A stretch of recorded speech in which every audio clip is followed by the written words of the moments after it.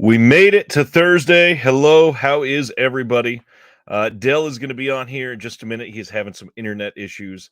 I apologize for that, but we will figure it out. How are we? Lots of people already here.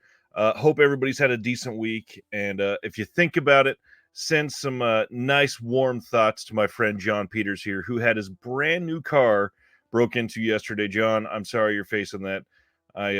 I still can't believe that happened already. It's ridiculous. And for how little time your car is vulnerable, it's especially frustrating. I hope that we get that fixed quickly for you. Everybody that's here in the chat, you all are amazing. Please hang out tonight. We are going to have a much longer show than I had anticipated. Obviously, we had heard rumors about some of these Cameron titles coming to 4K, but for everything to explode in one day yesterday was a lot. And then out of nowhere today, we had like all of the announcements ever. It seemed like I spent hours in a row just posting announcements for everybody and getting everything figured out. We have a new label to cover again this week. We have new 4Ks that are exciting. We have brand new remasters that are probably going to be struck with DNR like crazy.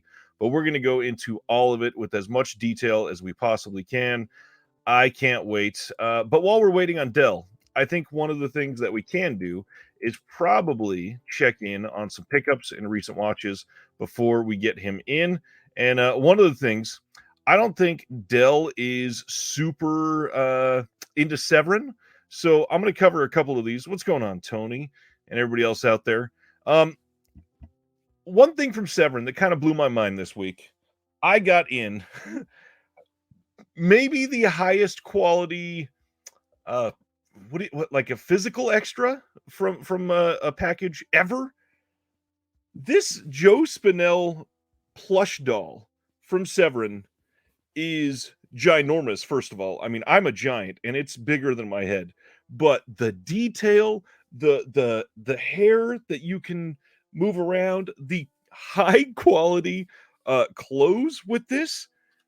I love Joe Spinell, but I am shocked that this is this nice. I know a lot of people are not happy with prices from Severin, which I agree they've been overpriced, but this thing was worth every damn penny, and I am shocked at how nice this is. I hope if you were into this, you got this, but just wanted to say if you are ever even sort of intrigued by some of the stuff that they put out that's like this, check it out, because this thing is astonishingly high quality. The next thing that I wanted to highlight, Severin always delivers quality, definitely. It is huge, definitely huge. Craig says, the Incredible Shrinking Man disc arrived today. Thanks to last week's show. Hope you enjoy that. Dustin, what's going on? One thing I wanted to highlight, because we talked about this on the show a few weeks ago, and it's already here. Well, now, first, before I do that, let's bring on Dell. What's going on, Dell? What's up, man? How's the internet, huh? It's struggle tonight, but I think we got it whooped, so I'm here. I am talking about some pickups, but before I finish, why don't we talk about you, man? How is everything? Everything's going pretty good. Getting ready for the holidays and trying not to spend too much more money, so I'm good. It's a tough year for that, man. Yeah, definitely, most definitely. Well, it's the first time on the show, so I mean, to introduce yourself, what do you do on your YouTube channel? Why don't you tell everybody about it? On my channel, I like to say first that I'm more about movies than about collecting. I do hauls and things like that, but I'm really more focused on the movies themselves.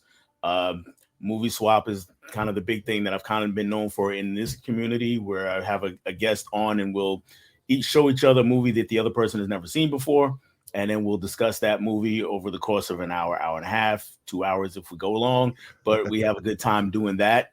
And I also have Movie Theater Memories is a series I just started, where I just basically recount some memories from my past of going to the movie theater, and some interesting experiences I've had with those movies in those times. And then, of course, there's all the other videos. I got some top 10s. I've got some recommendation videos and so on and so forth. To recommend, I will say everybody should absolutely be checking out Dell's channel. The movie swap conversations are incredible. I feel bad because I don't typically leave a comment when I watch when it's not live, and a lot of the times when you're live, I'm live with other things, so I get stuck watching the replay Right. during work the next day.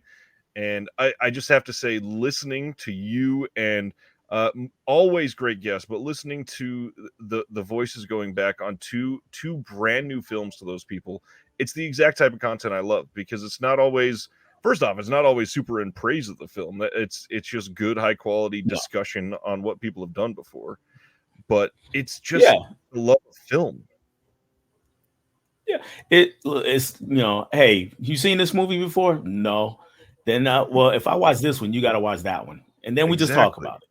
That's all. That's all it is. And sometimes That's you love them, sometimes you don't. that's the foundation of a perfect conversation. That's like 90% of what I want my life to be. If it could be so easy, right? Exactly. So, anyways, this is the first time that we've been on a stream at all together. So, I wanted to be able to say thank you for the first time for everything that you do, man. The channel has been a close friend as I work for many hours of my life, and you are incredible at what you do. Oh, the feeling is absolutely mutual. And it's weird hearing compliments, so I don't take them always very well, but definitely the feeling's mutual. And like you said, we're on live a lot at the same time, so I'm coming back and catching replays. And I'm the Yeah. same way. When it's not live, I don't typically leave a comment, but definitely catch the show. Definitely love the content, you guys. You always great guests yourself, so I Yeah, really enjoy those conversations. I don't do great with compliments either, so I try to always throw it back at you more. So what have you been watching lately? Can you hang out and tell everybody what you've been seeing lately? I have been, of course, like spooky season just ended, so I was watching a lot of spooky season, and we was talking about movie swap last night. Was bad movie swap, which we purposely Derek and I from the convicted cinephile, we purposely picked movies that were bad, but hopefully on that so bad they're good scale. And he had me watch Mac and Me for the first time, and I had him watch a movie called The FP. A lot of people have never heard of The FP. Let me just say the Dance Dance Revolution is like a life or death game in this world.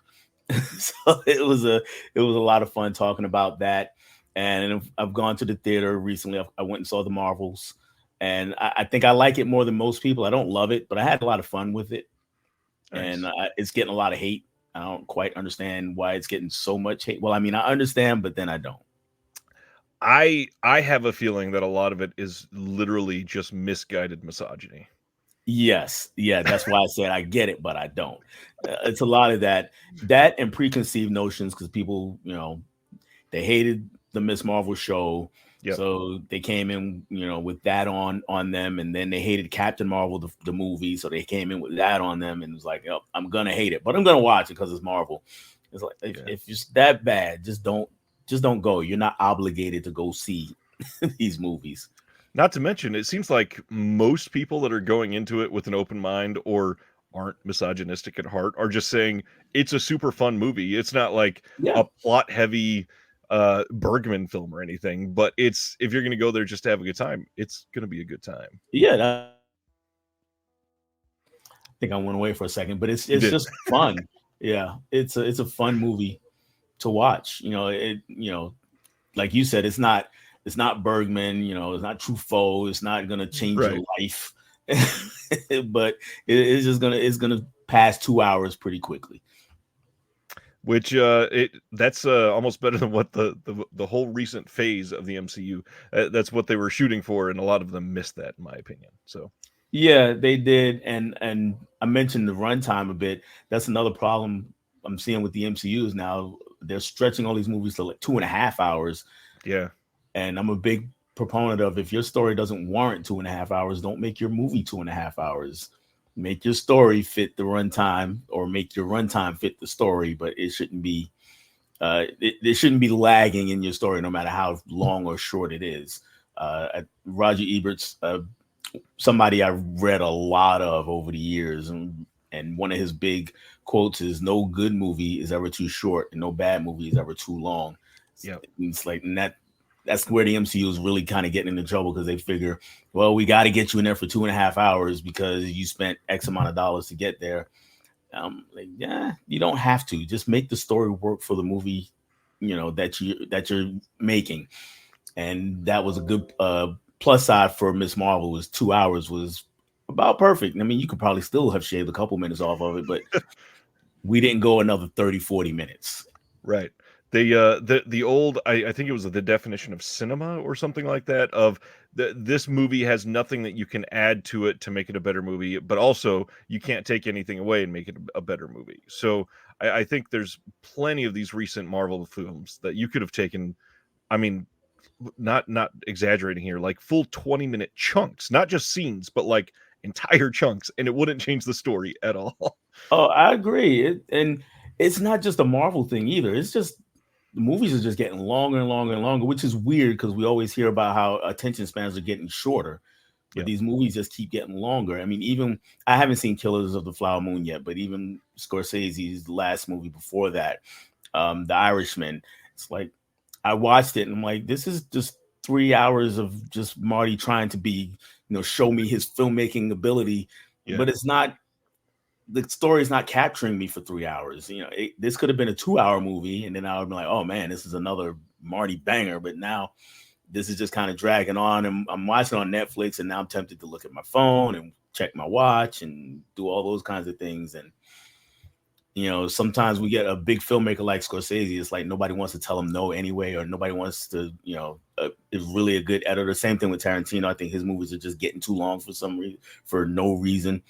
And you don't have to just fit it, make it good, fit it. You don't have to show me the thousands of different camera tricks, every time. So Honestly, I'm still kind of shocked that the studios are willing to put these super long films in the theaters. You would think with how greedy they are about everything else, we yeah, don't charge more for longer films.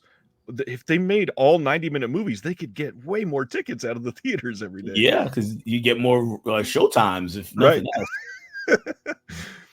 I'm excited for a 90-minute movie called Thanksgiving that is coming out this weekend. Dustin Putman, who donated, thank you so much for that, Dustin, says you're an 80-90 slashers fan. Run, don't walk to see Thanksgiving this weekend. So much fun. I'm eager to see it.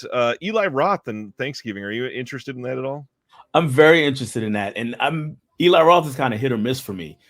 But I saw the trailer a couple weeks back when I went to see something, and I was like, "Oh, okay, I'm in. I'm in. I'm there. Yeah. Just don't screw it up. That's all you got to do." I was trying to think about this the other day because I was talking to Jeremy Long, who's been on the channel like 90 times. He went and got to see this super early from Beyond Fest in LA. He saw it like 3 weeks ago, loved it. And we were talking about Eli Roth, and I realized I think I've only ever seen Hostel and Cabin Fever. I have not seen his newest Goosebumps movie that he made. I've never seen The Green Inferno. So I feel like I'm missing a lot. He's produced a lot of stuff I've watched. But man, Yeah. I don't know. I've missed them somehow. I've probably seen about 6 maybe, and the two you mentioned I've seen, and Cabin in the Woods I really liked, and Hostel I really hated. So that's kind of been consistent. It's like I like one, I hate one, I like one, I hate one. So we'll see how Thanksgiving goes. Oh, Knock Knock. I always forget that he directed that. I also saw Knock Knock. Yeah, I don't think I saw that one. That was the Keanu Reeves and the two girls that try to come in and ruin his life for the night. No, I definitely haven't seen that one. It's an interesting movie, but I wouldn't say it's great. Most people hated it. So you talk about films so much. Any recent pickups that you'd like to highlight? Anything that's been sticking out to you that you got on physical media recently?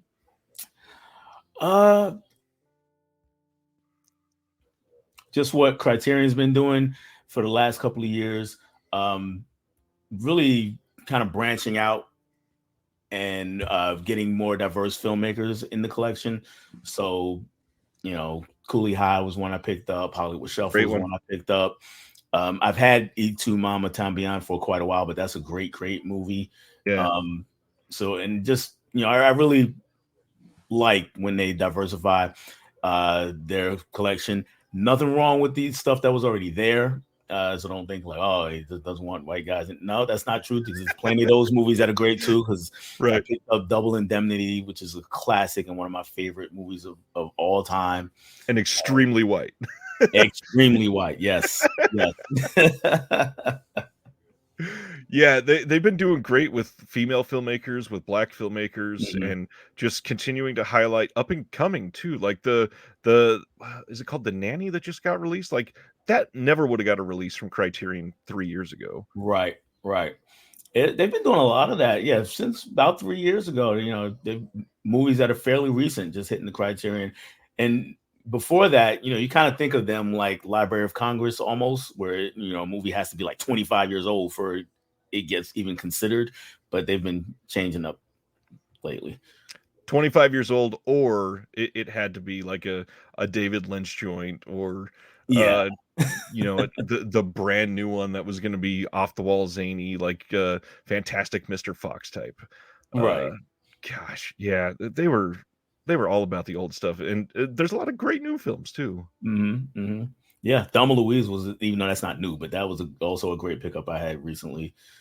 And of course, this Arrow box set here a few weeks back, Nice. the Shaw Scope Volume 2, because I'm a big martial arts guy. Have you checked out any of the Shout Factory ones yet? I haven't. I keep seeing them, and they're it's a bit pricey for how many volumes there are.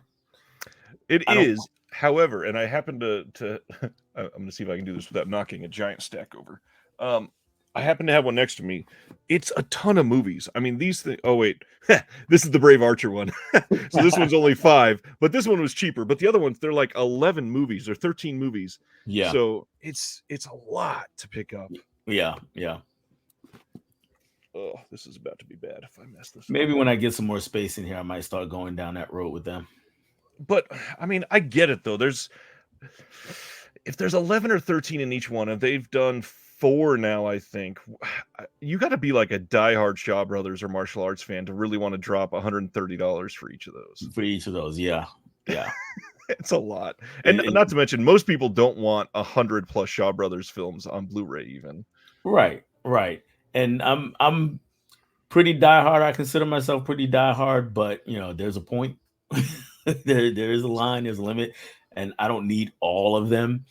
And even these guys, I mean, they're pretty expensive. I wait till they go on sale. I get them less than $100 for those. So yeah, they've gone down. A couple of them there's only been 2, I guess, but I think the first one has gone down to like $60 at one point, even. yeah, yeah. And the second one, like MSRP on those is like 180, and then they keep dropping it down, and then there's the 50% sale, 50% off sale. So that's when I get mine. So the other thing I wanted to highlight that I brought up on the channel a couple weeks ago, because it got announced and it was available to pre-order immediately. I guess not a pre-order if it's shipping then. But a little underground horror movie called Project Eerie. This is the same people that did the films The Fear Footage and the 2 sequels for that. And they always do something crazy with the packaging. And I just got this, and I wanted to wait to show this on film for everybody. This is how they sent it, in this beat up. It was in a box. This is meant to look beat up.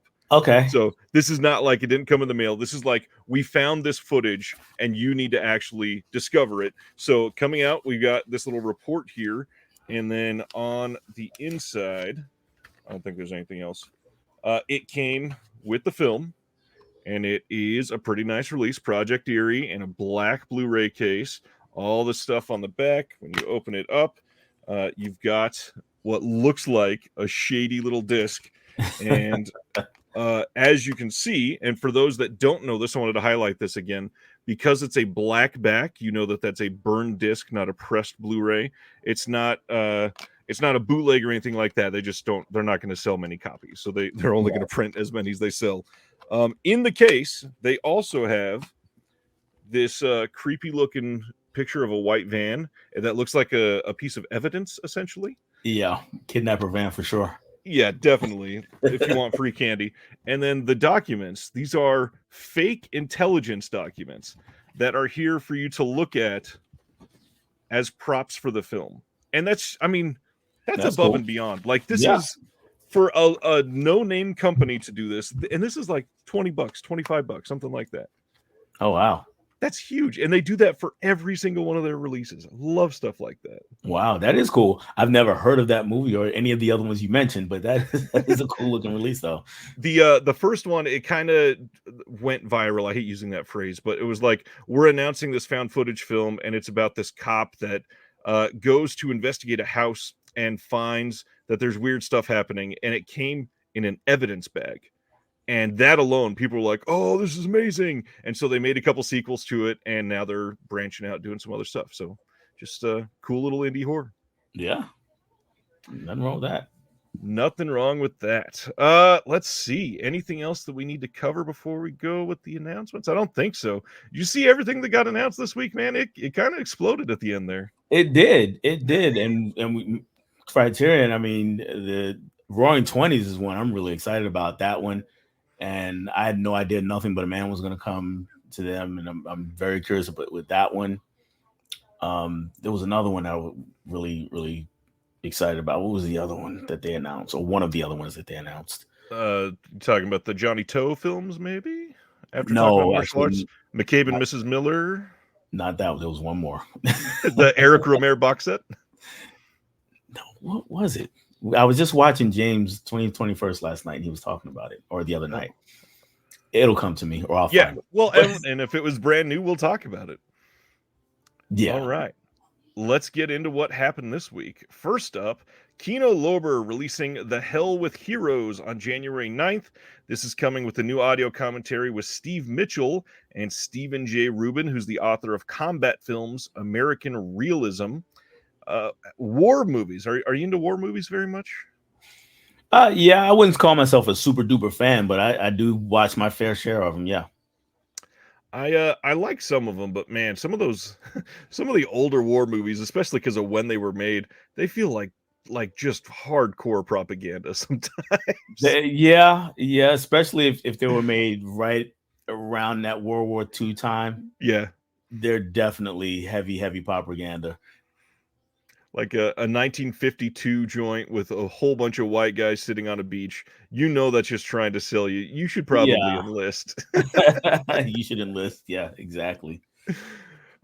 Next up is one that a lot of people are excited about. January 9th on Blu-ray, Kino is releasing Split Image from 1982.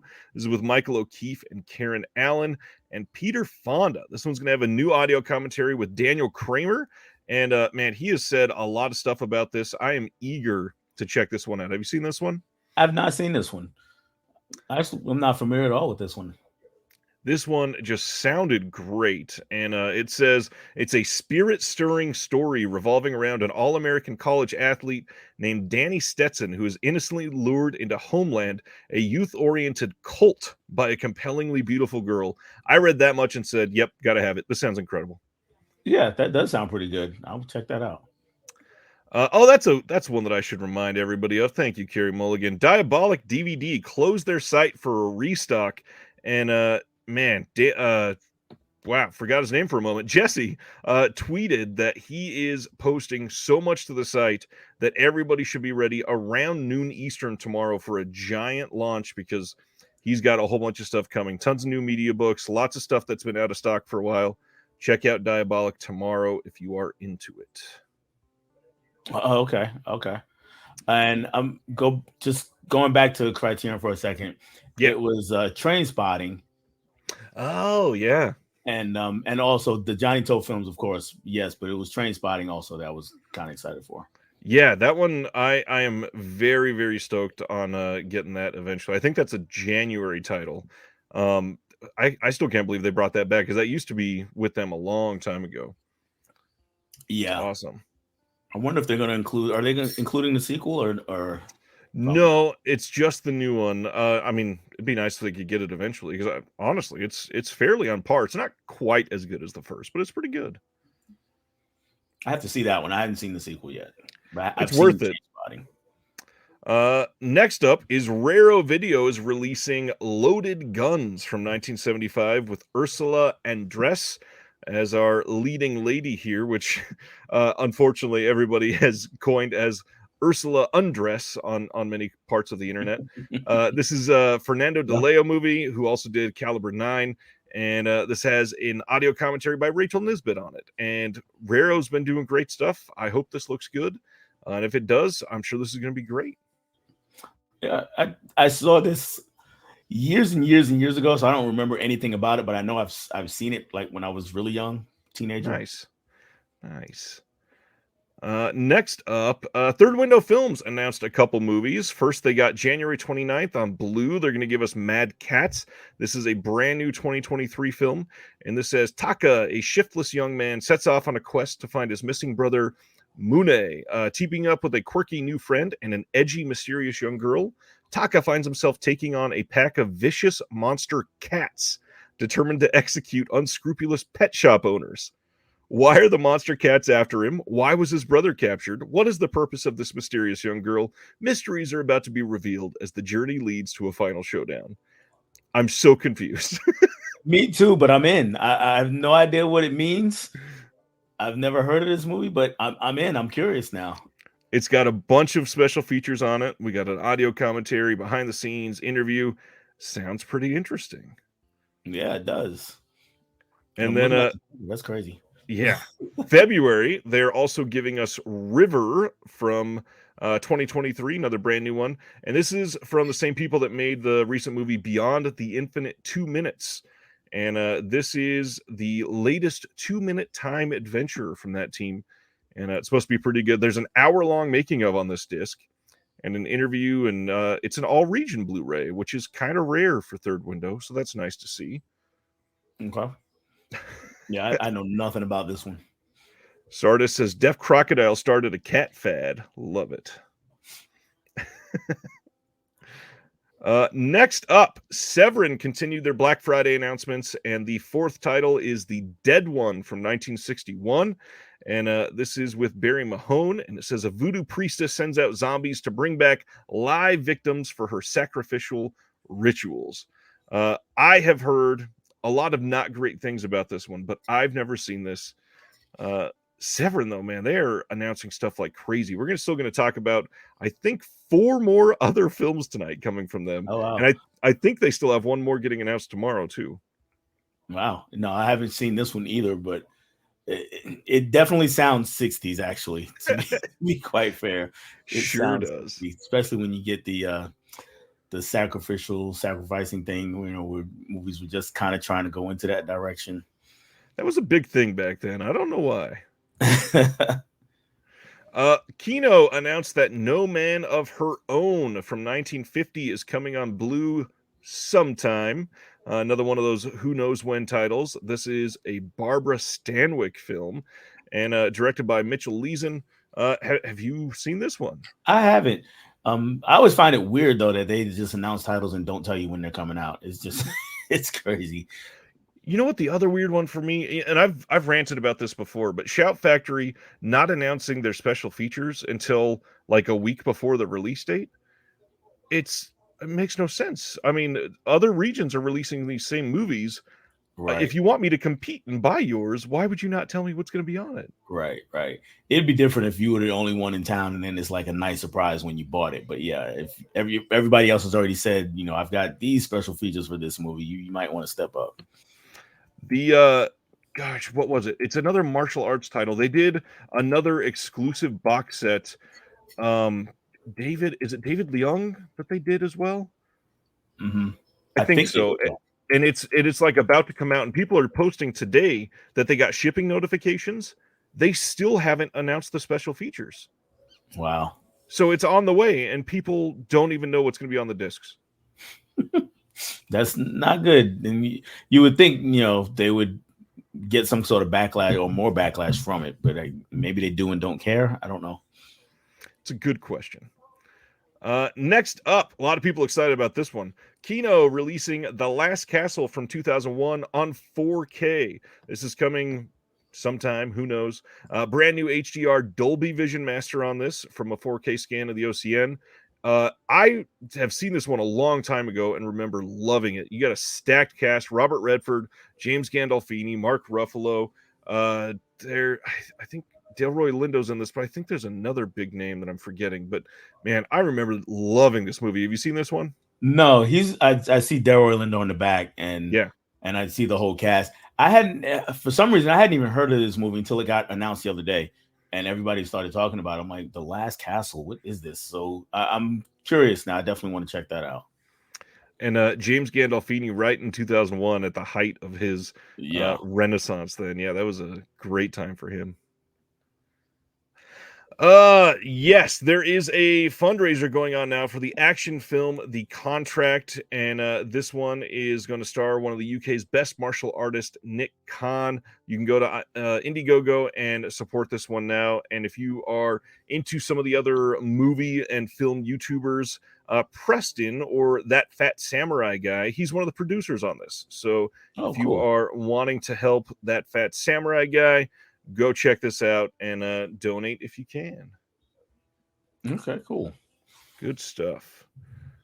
Next up, the next Severin title is Stir from 1980. This is the Stephen Wallace film, and this one, quite opposite from the last one. I've heard that this thing is incredible. Never seen this movie, and very eager to check it out. Yeah, I'm not familiar with this one either. I guess time will tell. Yeah. Yeah. Next up, Kino is re-releasing this one, which is Coming Home from 1978, and this one I believe was in like a double pack previously. I may be wrong on this one, but it's got an audio commentary by John Voight and Bruce Dern with the cinematographer Haskell Wexler, and a featurette called Coming Back Home. And let's see, did they say? Nope, nothing about it being a re-release. I do not remember, but it's got Robert Carradine in this and Robert Ginty. So, how many Oscars does that say it won? Is that 3? Yes. Oh, wow. So, in the 7, at that point, I was a little kid, but all through that and my teenage years, and even into my 20s, Oscar movie, what we think of as an Oscar movie, those were kind of movies I would stay far away from because turned you off. Yeah, turned me off. Too stuffy. It's funny because now it's like I'm seeking out Oscar movies, so I got to see this one at some point. I have missed this one, and I feel like this is going to be a winner for me. I've had so many people say that this movie's amazing. It's about individuals that are coming back from Vietnam. And I got to check this one out. And obviously, we were just talking about the propaganda films. This came out in 1978, and it's about people coming home from Vietnam. So, yeah, right at that time. Yep. But it is a Hal Ashby film, so it's probably incredible. Next up, one that is probably going to get another 15 releases before we are done for a while. January 29th, the company in the UK called Signature Entertainment, they're releasing a 4K steelbook of Terrifier and Terrifier 2. Wow. And the main difference here is the first Terrifier had never been on 4K before this steelbook. And this is an odd steelbook to me. Like, the back is pretty much fine, but the front of this, that to me doesn't even look like Art the Clown from Terrifier. It doesn't. It does, but it doesn't. Right. Let me put it that way. It does, but it doesn't. But just from there, I can't really see the image that close. I was like, yeah, that's pretty cool looking cover. So I don't know. Maybe once you get it up close, you'll get a better idea. The colors and the style's all right. I just wish it wasn't like a caricature. Right. I like the inside. It's a fun picture. Oh yeah. And yeah, I mean, he is the horror icon of this generation, pretty much, between him, Ghostface. So they're just gonna keep releasing as many times as they can, and it's gonna get worse when Terrifier 3 comes out. I'd say those two and probably Pennywise from the new It's. Yeah. Those three are the ones that you see everywhere. God, Spirit Halloween is going to be full of those. Oh, yeah, no kidding.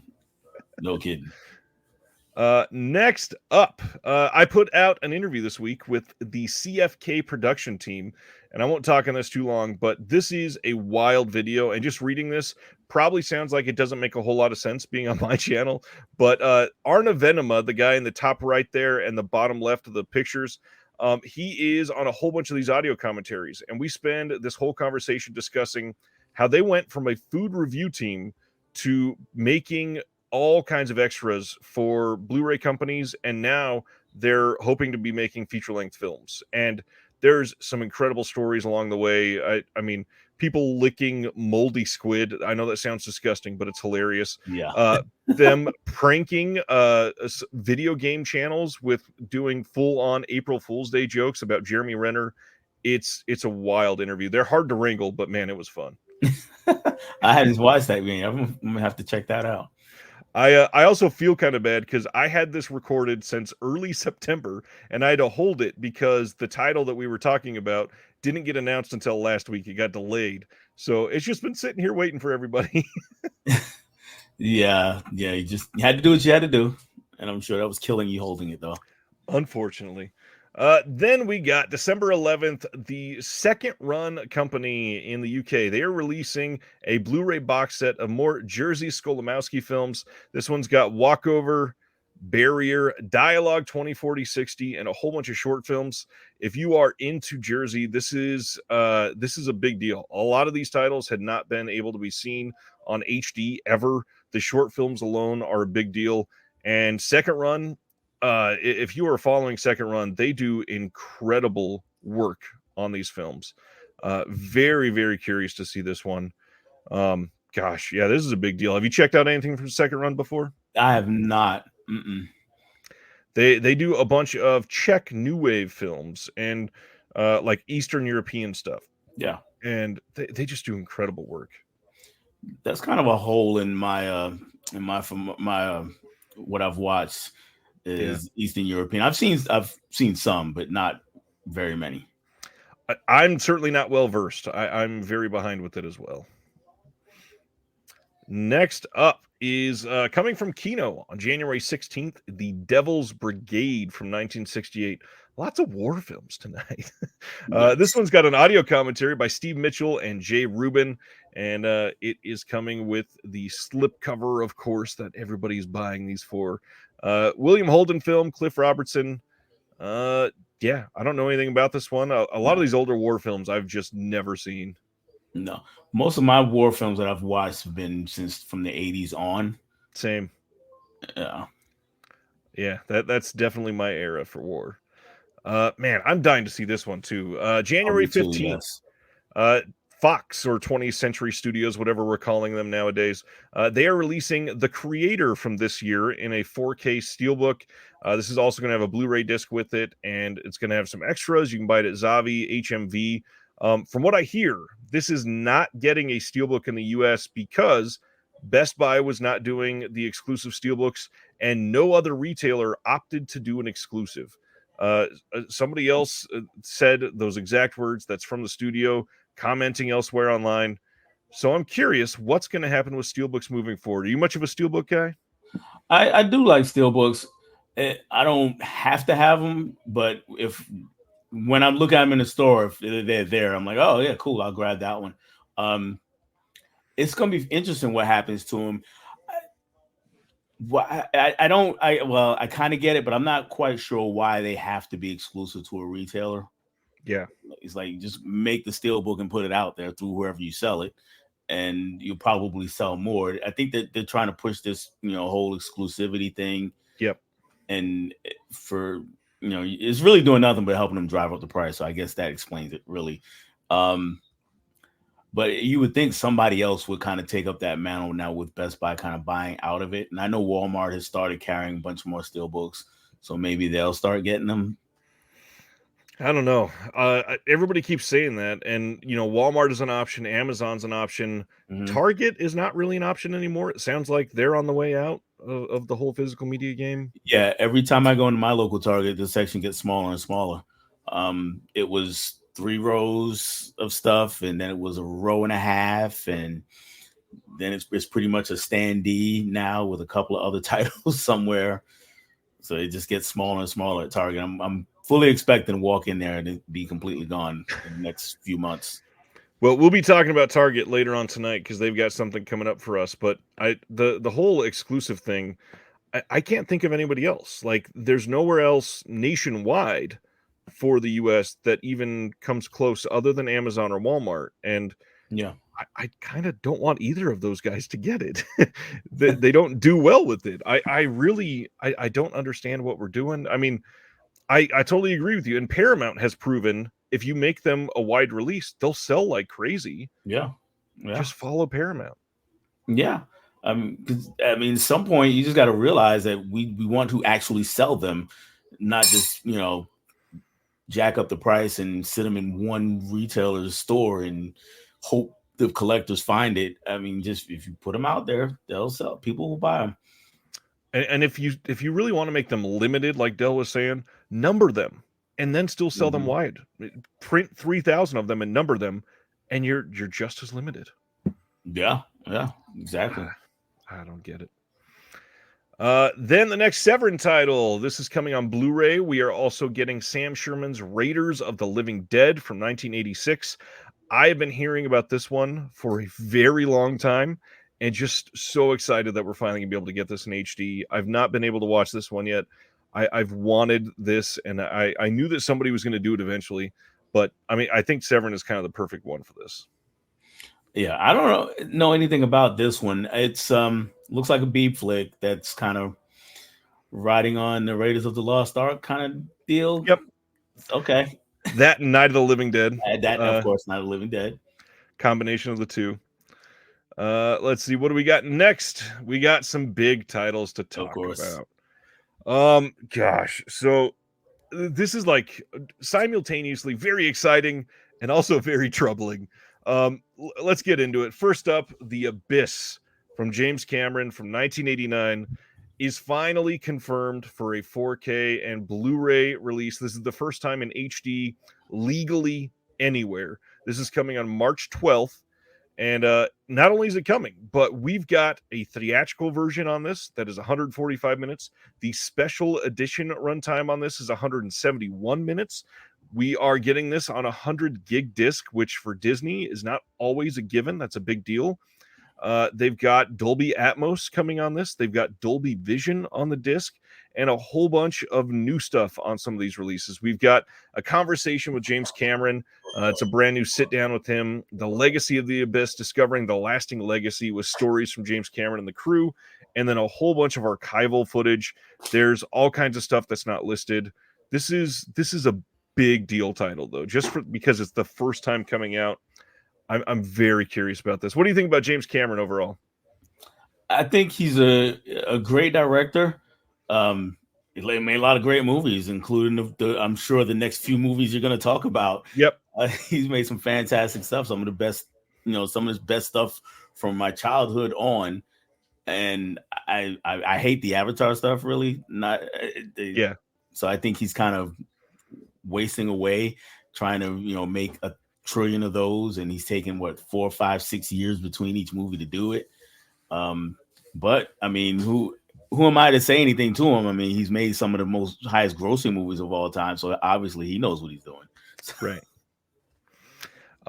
The big thing that we're kind of beating around the bush on though is the big 4K that we've gotten from Cameron so far is Terminator 2, which is colloquially known as the worst 4K disc ever created. And it's because it is DNR'd to death, and it looks like they took a smoothing brush over every single pixel that they possibly could. And I have a feeling that all of these are going to be the exact same. So was he involved with that, with the T2 transfer? Yes, sir. Oh, okay. Okay. I was never sure of that. And I didn't purchase it because I heard it was so bad. Right. So I still have T2 on Blu-ray.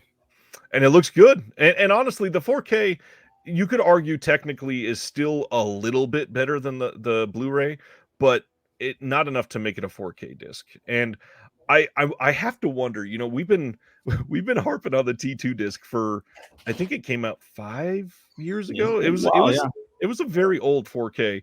I wonder if he took a lot of that flack to heart and said, maybe I could do better. And all of these could be incredible now. Could be. But I'm also very worried. Yeah, it kind of has to feel like, he's heard people saying, well, I want these movies on 4K. We want these movies. And he just kind of said, okay, well, here you go. And I don't know how much care he put into it. Right. and especially mentioning Avatar, a lot of his attention is there. It's like, okay, here, just put them out. Let's make Yeah. some more money so I can fund these Avatar movies and keep on going. Yeah, and it's bad enough that we're going to talk about two new releases of the Avatar films already, right after this. So this is a huge deal. I'm sure it's going to be incredible, but it could also be incredibly underwhelming. I'm glad it'll be in HD finally, Mhm. but yeah, this is rough. I want to be very excited, and I am. I'm not trying to play that down, but man, there's a lot to unpack here. Yeah, yeah, and I, like I get everything you're saying, but I think some people are still gonna, hang on the fact that it's gonna be better than the DVD because that's all we Oh had yeah, for all this time. it'll be much better. Yeah, Yeah. that's a big deal. Next up, like I said, we have a new release of Avatar. This is for the one from 2009. This is going to be a 4-disc set, but also they're releasing a steelbook of this, which will not have 4 discs. It will only be, I believe, 2 discs. And so if you want every version of this film, you have to get this digipack version that they're doing. So this one is going to have 3 versions of the film. It's going to have the theatrical version, which is 162 minutes, the special edition, which is 170 minutes, and then the collector's extended cut, which is 178 minutes. And this is perfect right after you and I talked about making shorter I'm films. telling you, they're just releasing these longer and longer cuts. And Uh, yeah. that's a movie that, and well, especially the sequel. I mean, there's so much that could have been cut out of those movies and not change the story. Yeah. Jim says the T2 transfer was an error on Studio Canal's part. They used the 3D print that Cameron approved for 3D release, which had the grain scrubbed for 3D instead of the OCN. I mean, if that's the case, they've had many years to fix it. Yeah, because then they've re-released it in different steelbooks throughout the years. Right. They've had many opportunities to fix that. Let's see. Video Store says there's no way they've actually rendered the effects in the Abyss in true 4K though, so I'd imagine it's an upscale anyway. I kind of, but also not really. Those are still going to be on the OCN, and you can scan that in 4K. It's not going to be re-rendering in a computer the older graphics to make those bigger in terms of pixels, but no, it can still be a 4K without upscaling technically. Because I guess if you kind of want to argue it, it was kind of upscaled then because you're taking the shoddy like 8-bit graphics, putting it on 35 millimeter, and then putting that out there. Yes, there's been years to fix it, but Cameron has been underwater this whole time. Oh, so true. Yeah, so the amount of special features on this is crazy. The new features we're getting is a behind the scenes hosted by John Landau. Wow. We've got some promos on this, a new stills gallery, and then like all of the bonus features that you could ever wish for, adding up to hours and hours. This has 10 hours of bonus features on this, on top of 3 different versions of a 3-hour movie. Yeah, that's crazy. But I mean, I know there are lots of Avatar fans out there. That's why we're getting so many. That's why they make so much money. So for them, it's probably worth it. I mean, it's either that or it's just because they're box office successes. That doesn't necessarily make people fans of them. True. Yeah. Especially that first one. That first one was just it. I don't want to like minimize it, but it was a spectacle film. It was one of those things you kind of had to see to believe, because at the time, that was the prettiest movie that any of us had ever seen. Yeah, it was. It's a gorgeous looking movie. I can't take any of that away from it. And yeah, people just had to see it, and everyone kept saying, "Well, you got to see it on the big screen. You got to see it in 3D." And at the time, it was a different kind of 3D. Also, it wasn't things shooting out at you from the screen. It was depth of field, immersive. Mm-hmm. Yeah, that was an incredible 3D experience for the time. The next one is, of course, the sequel. This is getting... Oh, and I guess I forgot to mention the release date. That first Avatar, that's coming on December 19th. These are different than the other Camerons. The sequel is also coming on December 19th in a 4K and Blu-ray. This is coming with a whole bunch of new bonus features, which is crazy offensive to everybody that just bought the first release of this, and now it's getting not just like a few new bonus features. We're talking like as many as coming out for that original Avatar. This is going to be a huge packed release. Yeah, studios have gotten good at that. They'll release it in either one format or just a bare bones, and then a few months later, here comes something with a little more to it. And crazy folks like us go out and buy both versions, and then a third version the year after that. Antonio says that 3-hour movie's gonna have 9 hours of commentaries and 1 hour of documentaries. Next up is one that people have been waiting for a long time, just like The Abyss, but just a little bit shorter. True Lies is also coming on 4K and Blu-ray on March 12th.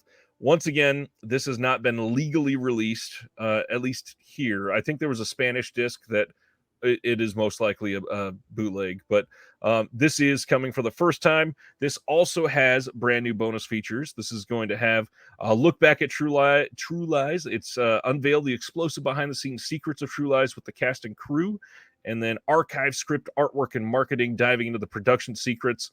And you get a trailer. So not a whole lot on this one, but the artwork they're using, I'm very curious about. We have Arnie and Jamie Lee standing here. Mm-hmm. He just threw a grenade. The pin is still in this. Pin's still in it. I've not seen all of the war films, but how did this pass multiple rounds of marketing to get an official release? Well, maybe he's just kind of tossing it up and down, kind of playing with it. Maybe. That said, it's a great movie, though. I love this movie. Yeah, this is an incredible movie. I think this is Jamie Lee probably at her hottest in her career. Arnie looking incredible in this. And then, of course, the hottest person in the world, Tom Arnold, with a wonderful guest support. You know, you can't go wrong with Tom Arnold in 4K. No, this is a really fun movie. Really great 90s action movie. It's great. I will agree, though. For me, this is the best Jamie Lee Curtis has ever looked. Let's start there. What's your favorite Jamie Lee film of all time? Ooh, actually, you know what? It might be this one. To be quite honest with you, it might be this one. And I'm not super duper huge on Halloween like everybody else. I like it, but I'm not. I'm big on it. I just don't think that she was great in it. I mean, she's good, but she was. Yeah, that was like one of her first couple roles. Good. Yeah, Trading Places, she was good, and you know what? I'll take that back. Everything, Everywhere, All at Once. That's gonna be my one. So my trifecta for Jamie Lee is True Lies and Everything Everywhere, holding up the bases of the pyramid, but the top has to be A Fish Called Wanda. I love that movie so damn much, and she is incredible in that movie. I've only seen it in pieces. I've never given it a proper watch. I'm very familiar with it, but it's one of those movies, you catch at the beginning, sometimes you catch the end, because they're always showing it on, used to always show it on TV, or catch it in the middle somewhere as I'm like getting ready to go somewhere, but I've never sat and given it a proper watch. So I need to do that. Maybe if I ever get to come on Movie Swap, maybe that's what I'm picking for you then. Oh, absolutely. Absolutely. We'll talk about that before I get off here, but yes. All right. Next up from them, they are doing Aliens in 4K coming in on March 12th as well. Now, this is the odd one out when you start comparing to all the other ones, because this one doesn't have any new bonus features, nothing at all, which is kind of surprising considering it's a franchise film compared to the other ones. And I imagine that there's a lot of people that would have loved to say something about this. Oh, yeah. I mean, lots of people consider this the best in the franchise. And, there's all sorts of stories out there about the making of this movie. Even, was it Netflix just did one, that Movies That Made Us kind of thing. Yeah. I believe they did Aliens and not Alien, if I'm not mistaken. That sounds right. I've not watched it yet, but that sounds right. Yeah, I did watch it. So there's lots to say about it, and people want to talk about it. So you think there would be more special features, new special features on it. Yeah, I wish they would have done anything, but either way, we're getting it in 4K, and I really hope they do this one justice because I adore this franchise, and so much so that I have a 3D printed alien egg that looks just like this one they're using on the cover here, sitting on my desk that I use as a pen holder. Cool. Love this franchise. And then we got some details about all of these, and these are actually really useful. So the first thing I do want to say thanks to Bill Hunt over at the Digital Bits, who originally broke this news. He got the official press release on this one, and he clarified some things for everybody. He said, one, both versions of the Abyss will be on both 4K and Blu-ray. Two, both versions of Aliens will be on 4K and Blu-ray. All three versions of Avatar will be on 4K and Blu-ray. The Blu-ray versions of The Abyss and True Lies are from that new 4K scan. That's a big deal for a lot of people. The Blu-ray versions may eventually be available separately, but for now, they're only going to be in these 4K combos. So if you are holding out for those, you may want to pick these up because Disney, I mean, they pulled all the way out of Australia. Who knows if they're going to do anything Right. else with these ever again? Right. Go ahead. No, well, so is the Avatar one, then is that a 6-disc set then? No, they use seamless branching. So if they on one 4K, there are two 4K discs, two Blu-ray discs, and they take a film, and if one of the cuts has like 6 minutes of extra footage, it shares all the same data as the shorter cut, and then just adds on that other one in a process called seamless branching. So you Okay. won't see any difference. It's just going to that same data and going down a different route when it spits it out to you. Okay, got it. So depending on which one you select, it'll play that. Okay, got it. Exactly. Yeah, both options will be on the menu there. Next is all 4K presentations will include Dolby Vision and Dolby Atmos and all be on 100 gig discs. That's a huge deal. Disney is not one to use Dolby Vision most of the time. Mhm. The Dolby Atmos, I wouldn't get super excited about yet because if you've never heard it, there's a term called Dolby Atmos because of what Disney does to their sound, and it's never that good. So we'll see how that works out. But the 100 gig discs, that's a big deal because it gives everything a lot of room. You want as much room as possible for all this data, and putting all these on like a tiny 50 gig 4K disc would be rough. Go ahead. No, I was just agreeing. All titles except for Aliens, they all have new special features. That's a big deal. All titles will include legacy special features, and in most cases, a lot of them. True Lies only got a trailer, but most of them have a lot. And then if you just want digital versions, you can get 4K digital versions of all of these on December 12th, less than a month away. That's a lot. Yeah, I was looking at the comments, and it was let me go back up because it went away. I got it Antonio's for you. comment. Oh, on here. Yeah, Antonio. there's a lot to dig into and unpack in that in that comment. I hope they're great sales, that one. Oh, got it. I hope that great sales of these will prompt Disney to release more Fox. To be fair, I think they've woken up to getting back into physical. So what do you think about that? So the release more Fox part, I would hope that they would, but I think they will, like, sparingly, like just the big titles. Yeah. Ones they know they're gonna make a ton of money on. And a lot of the other stuff is just gonna kind of still sit and rot. And the last part, when he says, to be fair, they've waken up to getting back into physical. It just doesn't feel that way because of one of the things you said. They pulled out of Australia. They had already pulled out of some of the Asian markets, Yep. and it just still they're trying to funnel everything back to Disney Plus. So, yeah, Which Disney Plus isn't even great. That's the hard part. It's lower quality than these discs. It doesn't have everything. I mean, that was the big argument when everybody was trying to sell streaming to us as consumers. If Disney gets a streaming service, it'll have everything you've ever wanted from Disney. It doesn't. No, it does not. And I don't know why. Why wouldn't it? You can put any amount of movies on there you want, or TV shows and shorts, and you can just have everything. If you're really trying to funnel everybody into Disney, you would have everything Disney. Right. It's true. Um, I see both sides on this, and it is hard to argue with the fact that we're getting tons of James Cameron titles in 4K. We are getting Loki, The Mandalorian, WandaVision, and whatever. I think the other title was another season of The Mandalorian. So we're getting stuff that was from Disney Plus on 4K disc. That's a huge deal. Mm-hmm. It's hard to say like that means nothing because it's Disney, but also it could mean nothing because it's Disney. We've been fooled many times before into thinking something was going to be great from them. This is a great sign, but it doesn't necessarily meaning that something is coming. Yeah, I agree, because we've seen it before, and for me, it always just has that feel of the same thing I said a minute ago. It's like they're gonna mine the titles that they know are big sellers, and right. The Cameron movies, and of course everything Marvel and Star Wars. And other than that, is kind of, maybe they'll put it out, or maybe they'll put some effort into it.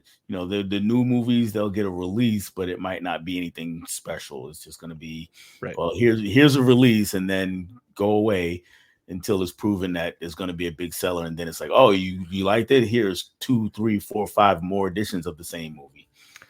And that kind of goes exactly with what Sibner is saying here in the comments, is they made that deal with Mill Creek, but that deal with Mill Creek was literally just, we're going to re-release titles that we had licensed before. It meant nothing, essentially. Yeah. And okay, maybe I'm wrong. Maybe I don't understand.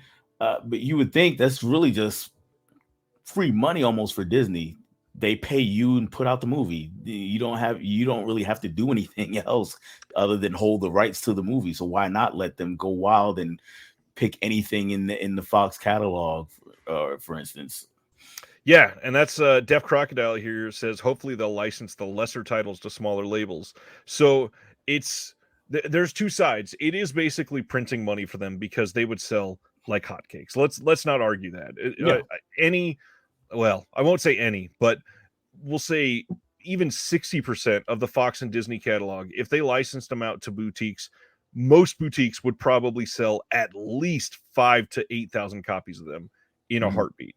And I'm using that number sparingly because I shared this in the Discord because I had a contact let me know, but Tremors 2 from Arrow Video is not out yet. It has already sold more than 7,000 4K copies. Ooh, okay. That's a lot. That is a lot. Yeah. If Arrow is able to sell 7,000 copies of Tremors 2 on 4K, imagine what some of these Fox titles that people have wanted for years would sell. Yeah, really. So two sides, like I said. So it could be like printing money. However, if they don't have newer restorations and they haven't been restored since the VHS era or the DVD era, they would need to restore them first, which would be a pretty penny if they're going to do it right. But then you recoup most of, if not all of that money, and make profit after that. So, and would they restore them, or would the company that's going to put it out restore it? This is where, like, obviously you could give a print to somebody to restore it for you. I don't see Disney trusting anybody with their prints. Okay. So they would probably opt to keep them for themselves. And then you would get things like Imprint in Australia. Most of the titles they put out there, in fact, I don't know of anything that they've restored and scanned themselves. It's all been licensing restorations. So that's what Disney and Fox would likely do, is license out restorations of their films. Okay. So I would love to see them do that. Will they do that? Probably not. Yeah, probably not. Sorry to break your heart a little bit there with that Tremors comment there, Craig, Def Crocodile. Yes, they sold 7,000 copies so far, and that was about 10 days ago when I was told that. They've probably sold a few more since then. So, yeah. Would love to see Midnight Madness get a release. Amen to that. 5,000 copies times $30 each is $150,000. That is fake money to Disney.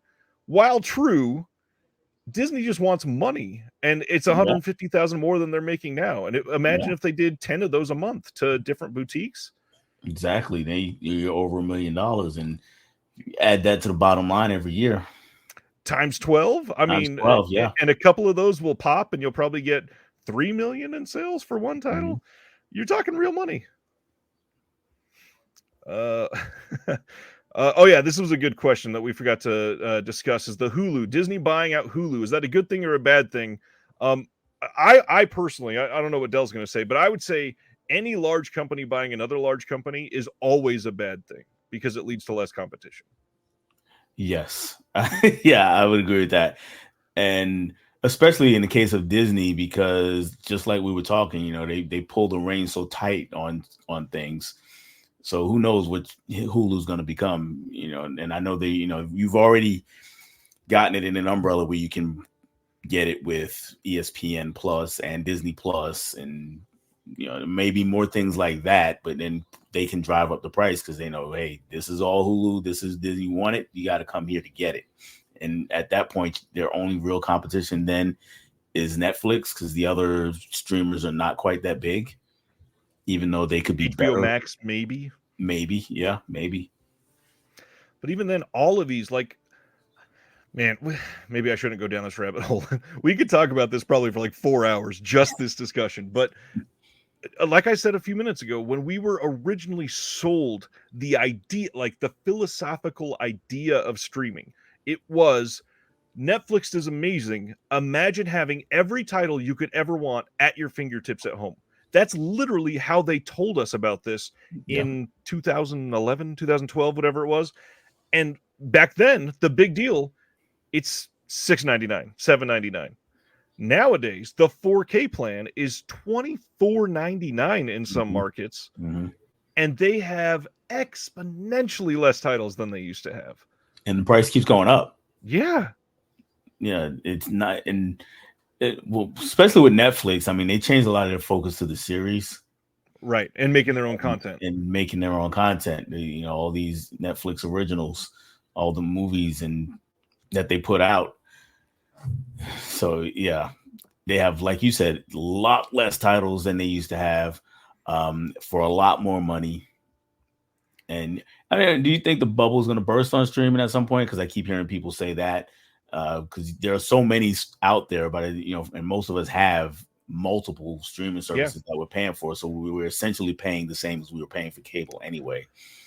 Well, I'm terrible at promoting myself, but I'll take this opportunity to say next Monday I have an interview dropping with Scarecrow Video, which is the world's largest physical media archive, and we discuss a lot of this. And when we were discussing, we talked about the streaming bubble. I mean, we are at the point where not only do I think the bubble will burst, I think it already has for many people, and I think we're seeing one of two things. One, people are going down to only one streaming service, and maybe cycling out every couple months. They'll go Netflix for a quarter, then Hulu for a quarter, Hmm. then Max for a quarter, something to be able to catch up on everything. And they don't say, they don't need to stay up to date on everything. But um, if that's not the case, I think a lot of people are canceling literally everything. I feel like we're finally getting people in back to physical, and I don't really say that as a physical media fan hoping that this comes up into this revival, because it, let's be honest, it will never be 2006 again for Right. DVDs. But I really have a feeling that we are getting people to come back, and I think it started with the pandemic, with people being at home and realizing, I'm not going to work, I'm sitting at home and I'm running out of things to watch. Why did I ever have this? Hmm. And realizing they want something tangible with it. Yeah. I don't know if the streaming is going to come back. I mean, not for streaming, but physical is going to make a comeback. I'm with you. It'll never be 2006 again. Um, Unfortunately, I think digital downloads, I think that's going to be continue to be a bigger and bigger thing, even though, we know that, well, you don't really own it and it can be taken away from you, but it's a convenience thing. And that's what seems to win out most, is convenience. And if I can pick and choose what I want to download for $3.99, $5.99, $9.99, as opposed to having to pay 15, 20, $25 for a Yeah. streaming service every month, then I'm more likely, not me, but as in a more likely to do that. Yeah. It's a big deal too. Like Ronnie said, people are sick of shows they love being canceled after one season, then being disappeared. Um, I mean, there's, I can't. We could talk about this for hours too, I'm sure. But Oh yeah. Warner Brothers taking films and just literally deleting them before anybody sees them for a tax write-off. How is that legal? Hundreds, nay, probably thousands of people worked on this project, and you Mhm. just hold up your middle finger and say, "Nah, we're going to get a couple million back for this." What? Yeah, yeah. What? At that point, don't even do it. Don't even make them Right. make it, whatever it is. And it goes to the penny pushers, the people who count the bean counters. That's what I meant to say. The bean Yeah. counters are making the decisions and not the artists. And the bean counters have a place. They should definitely be involved, but they shouldn't get final say in everything. Which I feel like they're having final say in everything.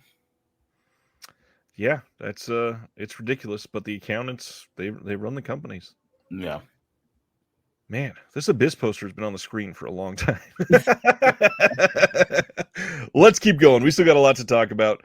Next up, this is a big deal for me. January 16th, we are getting a 4K steelbook of The Raid Redemption. This is the first Raid film from 2011, and this is being done by Sony. And this is a new restoration that was being shown some pictures of about the restoration from the director probably a good 6 or 8 months back. The big thing was when he made this, he didn't have the resources to make it look like he wanted to. And I got to admit, I've whined about some of the color timing changes that we've seen and directors going back and changing things. But this feels very different to me. He had no money, and now that he had some resources, he made this version look incredible. And it's Sony putting it out. I'm sure it's going to be an incredible disc. What do you think of The Raid? Have you seen this? I'm sure you Oh, have. I love the raid. It's amazing.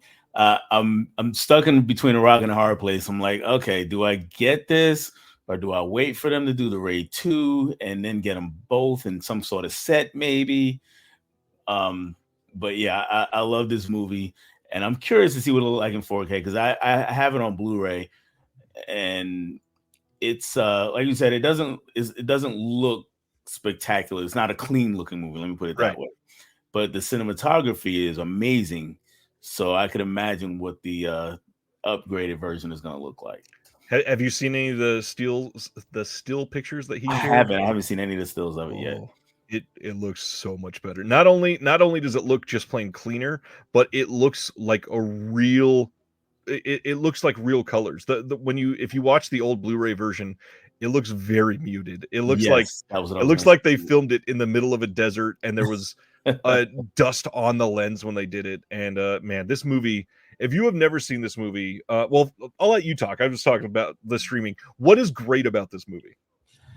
It tells a story almost completely through action, and the action and the choreography of that action is amazing. It's what 10 years, 12 years old now, Yep. and there's still not been better fight choreography to my mind. And Iko Uwais, who plays the main character, he's an amazing star. He just does some crazy outlandish things along with a few other people in the cast, and just the things that they do you just not seen in other action movies, certainly not in American action movies. Right. And the big difference for me is that cinematography. In American action movies, a lot, they're trying to hide the actors sometimes, and you get so many cuts. It's one guy will throw a punch, and by the time he throws the punch and it lands on the other person, you get 3, 4, 5 cuts, and it's like, what just happened here? You get boom, cut, then a cut from this angle, then another shot, and then it finally hits him in the face. The camera is far enough back, you can see all the action, but it's still close enough that you feel like you're a part of it almost. And then the way that the director uses the camera to actually follow blows that are thrown or things that are done instead of cutting, piece, piece, piece, piece, piece. So, for instance, if a guy, there's a scene where a guy gets stabbed in his thigh and it's dragged down. The knife is dragged down his thigh. Well, the camera actually follows the stab down and then, or to the leg and then down the leg, and it's just a crazy effect when you see it. And it adds to that cringe factor, a good cringe factor, not like it's bad. It's a good cringe factor because you see something like that, and as that knife is dragging down, you're going, "Oh my god!" I kind of feel that in my own own leg. And Yeah. the story, it's a thin story, no doubt about it. It's a thin story, but it helps tell the story that you just can't help but have a good time with it. Yeah, the action in this is what I think people that have never seen this feel about John Wick. But Mhm. the raid did it first, and it did it better in my opinion. There's so many Yes, scenes in better. John Wick that if it used the like kinetic filmography of the raid, it would feel more immersive in a sense. But Mhm.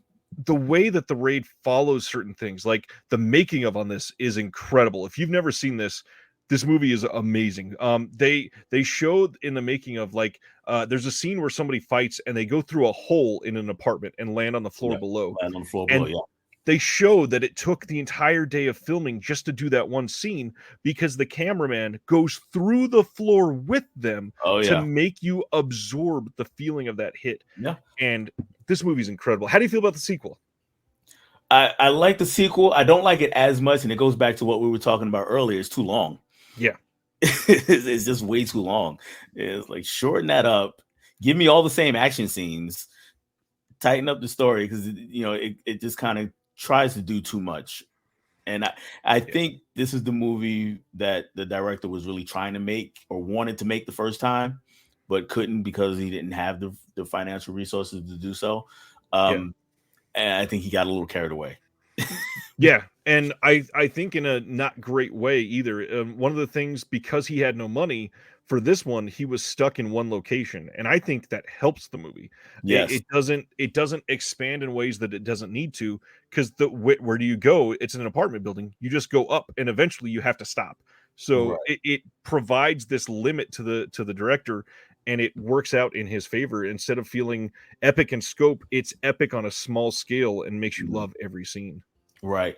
Now that said, like some of those fight scenes from the sequel are spectacular also, and you're talking about the kind of making of things in the sequel. There's this scene, the car chase, where he's fighting in the car, and it's like this incredible one take where the camera is Yep. just following along and going from car to car, and they show how that happened, where basically the cameraman is strapped in a green suit, so you can't see him. He's strapped into the car holding the camera, and then he's passing the camera off to another guy in another car, and it's all seamlessly done when it shows up. So they're really fun scenes when they get to the action.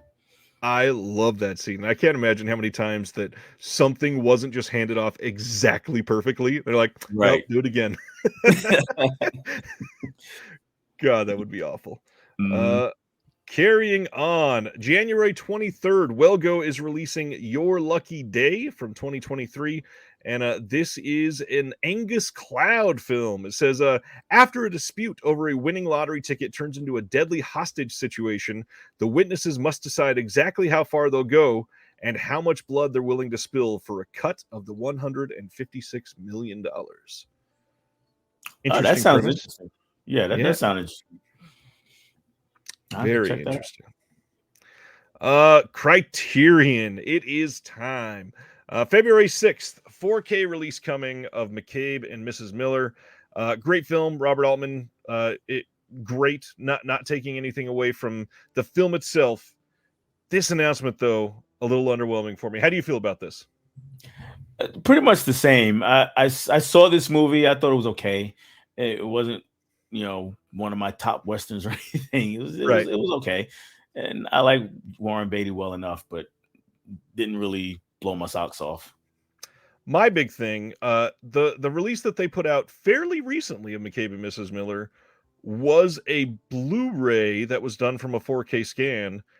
This is a 4K disc, but doesn't have any HDR. The movie itself is made to look pretty muddy, And without Mhm. HDR, I don't see why this is worth the upgrade to 4K over that Blu-ray. Sometimes it's almost just a marketing scheme. It's like, hey, here's 4K. Go buy this, and then you get Right. into the details. It has or doesn't have certain things. But a lot of times, we kind of salivate as soon as we hear 4K and just run out and buy things. Like, yeah, if you don't have the old Blu-ray, this will be the one to own, of course. But Right. I see no reason to upgrade if you have the old Blu-ray on this. For a very muddy movie without the expanded colors, like I don't see the point on this one at all, especially when that recent Blu-ray, it's the exact same scan. It's just going to be slightly more fine-tuned. Like, not enough for me. Yeah. Next up is Eric Romer's Tales of the Four Seasons box set. This is including, I believe, 4 films in this from 1990 to 1998. And these are new 2K digital restorations supervised by cinematographer Diane Baratier and Laurent Scherer, the director Romer's son. And with uncompressed mono-oral soundtracks, new interview program recorded at his house in Toul, France, and some documentaries, some short films, lots of stuff in this, and an essay by Imogen Sarah Smith. Sounds like a fun release if you're into Romer. Yeah. I'm not familiar with him at all, so I don't really know anything by him. Yes, Davey, no HDR on that one. And in fact, all of the 4Ks coming out this month, we're going to talk about it. Only one of these has HDR. That's the big shock to me. So yeah, that was Romer. I don't think I've seen anything from Romer either, unfortunately. This one though, this is a big deal. The Yeah. Heroic Trio and Executioners, the Johnny Toe films, these are coming on 4K and Blu-ray on February 20th, and I am very excited about this. Michelle Yeoh, Maggie Chung, big deal titles, ones that people have wanted for a long time, and to get the recognition through Criterion, that's pretty damn cool for these. Yeah, because honestly, it sounds like an Arrow title. Yes. That's what I would think. And I saw The Executioners years ago, and it was a good movie. I really did like it. It's time for rewatch because I don't remember too much about it. I haven't seen Heroic Trio though, but I'm in at Michelle Yeoh. So Yeah. Yeah, this is a big one, and once again, no HDR on this 4K disc. You in this are going to have one 4K disc of the films and 2 Blu-rays with the films and special features. You've got a new interview with Anthony Wong, which is really cool that Anthony Wong yeah, is interviewed for a Criterion disc. But then for a lot of people that follow this channel, something that's really cool, new interview with Sam Deegan, she's a Vinegar Syndrome producer. She is the co-host of the Twitch of the Death Nerve podcast. Done so many audio commentaries out there. This is a big deal. I'm so happy for Sam. So glad that she was able to be a part of this. She's been on the channel. It is incredible. I'm so glad for her. yeah, that's cool. Davey says Imogen Sarah Smith is my favorite film writer or film commenter. That's awesome. I mean, That's yeah, cool. she's Yeah. up there. Nicomedes, hey Criterion, how about more extras? What happened to the extras, especially on the Heroic Trio set? I agree to a point. This one, I think this one is going to be fairly competitively priced compared to what it normally would be for this, but also it's 2 films and they're putting them on one 4K disc. And if they were going to do that, it would be a lot on there. Anyways, yeah, I agree. So when James was mentioning this the other night, 2021st, shout out to James. Yeah, I mentioned in his channel, I had never heard of them doing two 4K movies on one disc. Have you heard of that before? It's a good question. I don't know. Now that I think about it, the Bud Bedecker set. I wonder if that is like that for Criterion. That just got released too. I imagine that probably shares a disc. Okay. It just feels like a lot of information to put on one disc. If you don't have many extras and you put two 4K titles that are 90 minutes on a 100 gig disc, that is probably sufficient for just the film. It's tough. Yeah. Craig says, I just synced a Sam Deegan commentary for an as yet unreleased title today. Awesome. Cool. They always get Sam on their titles. Next up, Nothing But a Man, the Michael Romer film. This is from 1964. This is coming on Blu-ray on February 20th. I've not seen this one. Sounds like you're excited about this one. Have you seen this one? I haven't seen it. I am excited about it. Okay. I've heard about it, and it's kind of reignited my excitement hearing about it the other day. So I'm looking forward to it. But no, I haven't seen this one either. Yeah, this is like the perfect example of a film that should have been in the Criterion Collection probably 10 years ago. Mhm. And I don't know if we can say this is because of, like KB brought up earlier, because of the New York Times article that was printed about diversity for them. But Mhm. this is one that should have got attention a long time ago, and I'm glad it's coming. Glad that I'm going to be able to see this, but yeah, this movie looks and sounds fantastic. Yeah, it does. I'm looking forward to it. Seriously. Dude McMahon is sharing that for the Scream Factory 4K of Slumber Party Massacre 1 and 2, those are on one 4K disc together, but they're both only 75 minutes each. So that makes sense. Yeah, that makes sense.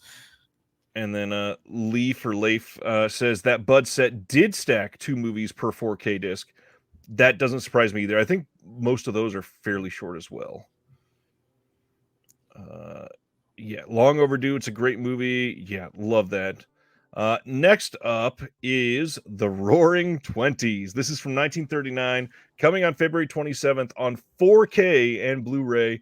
And this is incredible. And what's funny, this is the only title all month coming on 4K that is going to have HDR, and it's coming with Dolby Vision HDR. This is going to be a great disc, probably.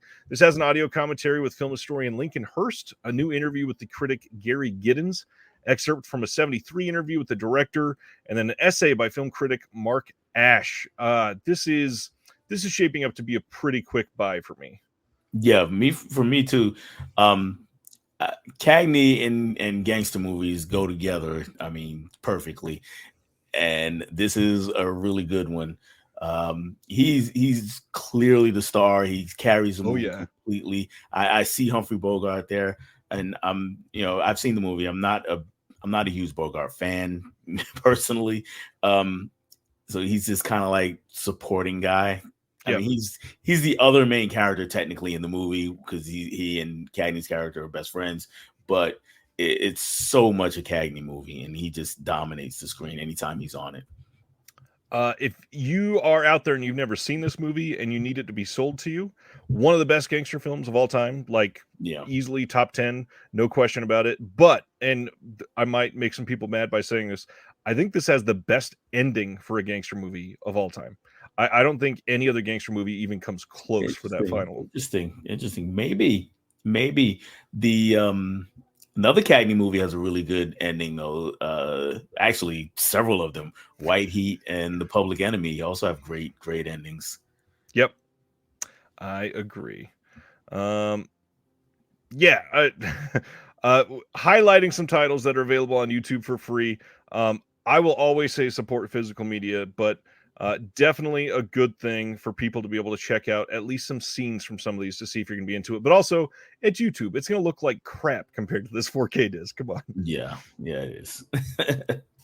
All right, that's it for Criterion. Next up from Severin, they are releasing a 4K Blu-ray CD 3-disc set from Michele Soavi's The Sect from 1991. And this one probably shouldn't be a surprise for a lot of people. They already announced The Church, and it seems like to me, The Church and The Sect are probably from the same rights owners, and they've always come from the same company. Whenever one of them comes out, the other one either always comes out right with it or following shortly after, because I swear it has to be a package deal for these two films. It's always a 2-for-1. Okay, I'm not familiar with these movies. And you said CD as in they have the soundtrack with it? Yes. Severin is one of very few companies that is really great about trying to capture some of the scores and putting them on the discs.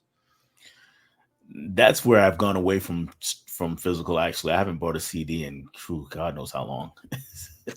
I haven't bought a CD in a long time, but funny enough, my next pickup video for my Patreon, I've got some vinyl in there. I still do that from time to time, and I don't even have a working turntable right now. I haven't had one in a few years, so I definitely need a new one. Yeah, a lot of people are buying them. I haven't really gotten into them. I have one piece of vinyl, and that's a Purple Rain album that my brother actually bought me. I didn't even buy it. He just knew I was into Prince and said, "Hey, look what I found." And I was like, "Hey, cool." I don't know if did you see that comment earlier from Craig from Deaf Crocodile? He says he clicked on your link and went and saw Purple Rain, and that was an immediate subscribe. Oh, thank you. I didn't see that comment. I missed it, but thank you. Yeah, we talked about. I did a lot of talking about Purple Rain last week. We had on Movie Swap. We talked about it because my guest had never seen it, and then that triggered an episode of Movie Theater Memories when I talked about me going to see Purple Rain at 13 years old in the theater. Yeah, that's a big deal, and at 13, man, that's got to be formidable then. Oh yeah, that was it was definitely a turning point in my life right there. The first time everybody gets into Prince, that's a big deal. Next up from Kino, Run Silent, Run Deep from 1958. Yet another war film coming. New audio commentary by Steve Mitchell and Stephen J. Rubin. The same pair that we talked about a little while ago. This one's got some alternate art. Never seen this one, but it's a Clark Gable, Burt Lancaster film. I bet it's got two very brutish performances in this. But big thing to note is that this is a re-release. They put out this film in 2014. This has now been encoded at a higher bit rate and on a dual layer BD 50 gig disc, giving this a lot less compression. It should look better, and they've also added a new commentary, new art, and the slipcover on it. So it will be pretty different. Yeah, Clark Gable's another big blind spot for me. I've seen Gone with the Wind, and I don't know if I've seen anything else he's been in. Trying to think, there's got to be at least another big one that a lot of people have. I don't know. Silvestri is saying, how much do we think the Severin Black Friday bundle will be? I'm going around $300. Well, I mean, we're gonna have 9 releases, and so far I think 3 of them are 4Ks and 5 of them are Blu-rays. That's a lot of money right there. Yeah. If tomorrow is another 4K, that could be expensive. Speaking of 4K, we got a ton of 88 films announcements today, and we are breaking into the first of them. March 25th on 4K and Blu-ray in the UK. They are releasing The Blood on Satan's Claw from 1971. This was released previously by Severin on a limited Blu-ray. But the big thing is this is coming as part of a new Tygon collection. Tygon was a production company in the UK, sort of like an Amicus or a Hammer. Mm-hmm. And God, first off, the cover art in this looks incredible. I love this style. It looks good. Yeah, it looks really good. Folk horror. Are you into much folk horror at all? Have you ever seen this one? I don't know if I've seen this one. Let me put it that way, because it feels like one of those titles that was on late night a lot on back in the day. So yeah. I might have come across it and seen it and just not known it. And it looks like something that I would watch for sure. So I don't think I've seen it, but it's possible that I have. One thing that people saw a lot that was very much like that is the next title we're going to talk about. So that's probably on that line. We'll talk about the extras in just a second, but I saw a comment. Where did it go? I need to scroll back down that I was going to say.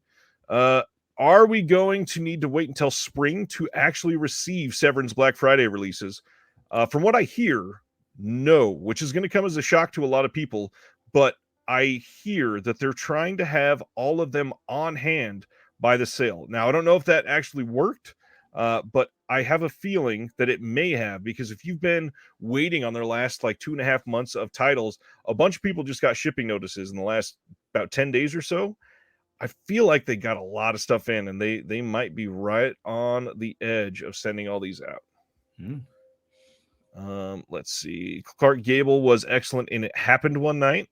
Oh, yes, I take that. But I did see It Happen One Night. KB had me watch that, so I did see that. Ronnie brought up It Happened One Night as well, and I missed that. Thank you, guys. Yeah, that's a big one. So The Blood on Satan's Claw, I am probably going to get some flack here. I don't love this movie. I probably need to watch it again. I've seen it once or twice, but it just didn't capture me the first time. Yeah, I'll give it another watch. I still have the Severin, the Blu-ray they did that is now out of print, or out of print from Severin because it comes back during some of the sales and such. But It's an interesting movie, just not one that really captures me, and it could be because I love this next one so much. They are also releasing on March 25th Witchfinder General from 1968, starring the late great Vincent Price. And man, these are loaded discs. This one has a brand new audio commentary by Kim Newman and Sean Hogan, and some other random stuff on this. And this is coming as part of the Tygon collection as well. My big thing, and I don't know if you follow the saga, but all of the 88 films 4K discs have had issues so far. Almost every single one has had a replacement disc program already. So that's kind of scary to blind buy their 4Ks. Yeah, I've heard that before. I don't really have much 88 films. I don't know if I have any in my collection, maybe one or two. But I have heard that. I don't have any of their 4Ks. I know I might have some of their Blu-rays. Yeah, that's pretty rough if you know going in you're gonna have a headache. Yeah. They spent a lot of time announcing titles today, and in the middle they announced a replacement coming for one of their 4K discs. So it keeps coming. David says the Blood and Satan's Claw is fine, but not going to need to upgrade it. I get that. Carrie Mulligan, imagine if you spent the rest of your life rewatching the films you're supposed to like. Feels like a dig. I'm not going to take it like that, but I want to say I notice in myself and in a lot of other people that there are a lot of times where you go to watch a movie and maybe you weren't in the right mood, weren't in the right mindset, or maybe not even up to the point where you could really get that movie yet. There's sometimes that life experiences will help you appreciate a film. And I don't think Blood on Satan's Claw is one I'm supposed to like. I just know that there was enough that was interesting about it that I do want to watch it again to see if I could appreciate it. I'm curious to see it myself, to see if I had actually seen it, because I watched so many movies back then that either had blood or Satan in the title. So I don't. That was a big deal back then. That was right before the whole satanic panic era, and those words were everywhere. Deaf Crocodile says from Craig, am I imagining this was 88 films an OCN label at one point? Yes, you are imagining that. They were never an OCN partner label. They do stuff in the US, but it's through MVD. They're just 88 films. They've been doing that. I think we're going on almost 2 years now. They don't have a ton of releases in the US, but they're amassing quite a few. And we're going to talk, I think out of everything they announced today, only 2 are coming to the US. Next up, coming from 88 films in the US and the UK, The Inspector Wears Skirts 2. This is the sequel to the first one. The first one is coming out from 88 films next month. This one is from 1989, has an audio commentary with the man, the myth, the legend, Frank Jang. New 2K restoration from the OCN. Hong Kong trailer, an interview with the director. Looks fun if you're into this type of movie. I mean, there's a lot to love in this art. There's a lot going on. Oh, there is a lot happening. I definitely want to see this. But did I hear it right? Is the same label releasing the original after the sequel? No, the sequel is coming out in March, and the original is coming out next month. Oh, okay. December. I got it. Okay. Thankfully. Sivner is pointing out that Rare Waves is having a 2 for £21 sale on 88 films right now. Interesting. Yeah. What's going on, Adam Kahn? Dude McMahon, whatever happened to 101 Films? They're still releasing stuff. They just did Memento recently, and they did another Nolan film, I think, and some others. Yeah, they're still doing plenty. No, Memento is so good. Carrie Mulligan, it's not a dig, but I just think it's funny when people keep watching a movie and continues to not like it. But I understand movies can be perceived differently through maturity. It happens, and sometimes, like you said, you're just not in the space where you can appreciate it, right? Or it's a movie that just didn't grab you the first time. Because I'm like that with Blade Runner. First time I watched, I was bored to tears, and then the second time, because everybody kept saying, it's great, you got to check it out again, give it another chance. So I gave it another chance, and I liked it a little bit better. I didn't love it, but I liked it a little bit better. And then I watched it a third time, and it was like, okay, I like it even a little bit better now. I'm still not in a place where I love the movie, but I can see my perception of it changing as I revisit it. And it's not something I revisit all the time. I mean, these three viewings that I've had of it are spread over a decade or so, even more than a decade, maybe 2 decades. So it's like, there's some space in between them, and I come back and I'm not quite the same viewer I was the last time I saw it. Yeah. David Lash says that 101 Memento was just repackaging right. I feel like there was negativity. The negativity is because the movie itself didn't look the same or better than the previous release. I think it had some slight changes and edits and maybe a line or two of dialogue missing even. But I do believe that it had some new extras, so it's not quite just a repackage. Next up from 88. Oh, not 88. We'll go back to 88 after this. December 12th, Blu-ray from Cinedigm. They are releasing The Dirty South from 2023 with Willa Holland, Shane West, a name I've not heard in quite a long time, Yeah. and Dermot Mulroney. And Yeah. this one, I mean, I don't even know how to feel about this. This says Sue Parker finds herself in a desperate battle to save her family's struggling business, which is on the brink of collapse due to her father's neglect. When a handsome drifter comes into town, she sees him as the only chance to prevent their bar from falling into the hands of a ruthless local tycoon. What starts as a simple plan to save her family quickly spirals into larceny, lawlessness, and deadly consequences. Because when your bar is going to be stolen from you, what do you do? Of course. Yeah. Yeah. So I'm trying to look at this. Is it a Western or is it one of those modern Westerns or is it just, I'm way off here? I have no idea. I did not watch the trailer. The poster is screaming like wannabe neo noir, maybe. Mm-hmm. I really want you to think that this is Blood Simple when watching it, but it's definitely not. Type. Right. Dermot Mulroney is great in Copycat and not so great in Scream 6. But hey, David says, "Hey there, handsome drifter." Next up. From Scream Team Releasing, they put out a lot of indie horror. They are releasing a Cadaver Christmas from 2011. Gotta love holiday horror. This says, prepare yourself for a festive holiday themed zombie comedy unlike any other, a cross between It's a Wonderful Life and Night of the Living Dead. A Cadaver Christmas tells the story of an unlikely band of heroes charged with the task of saving the world from an army of living corpses that are quickly recruiting new members. The dead have been given the gift of life this Christmas, and it is up to a university janitor to take it back. This has an audio commentary that's brand new by Joe Zarul and Daniel Reardeen Hale, making a featurette, some outtakes, a trailer, 4 shorts, which is pretty rare for Scream Team Releasing. They don't usually get stuff like that. That's pretty cool. And then this will be on a 25 gig disc that is pressed.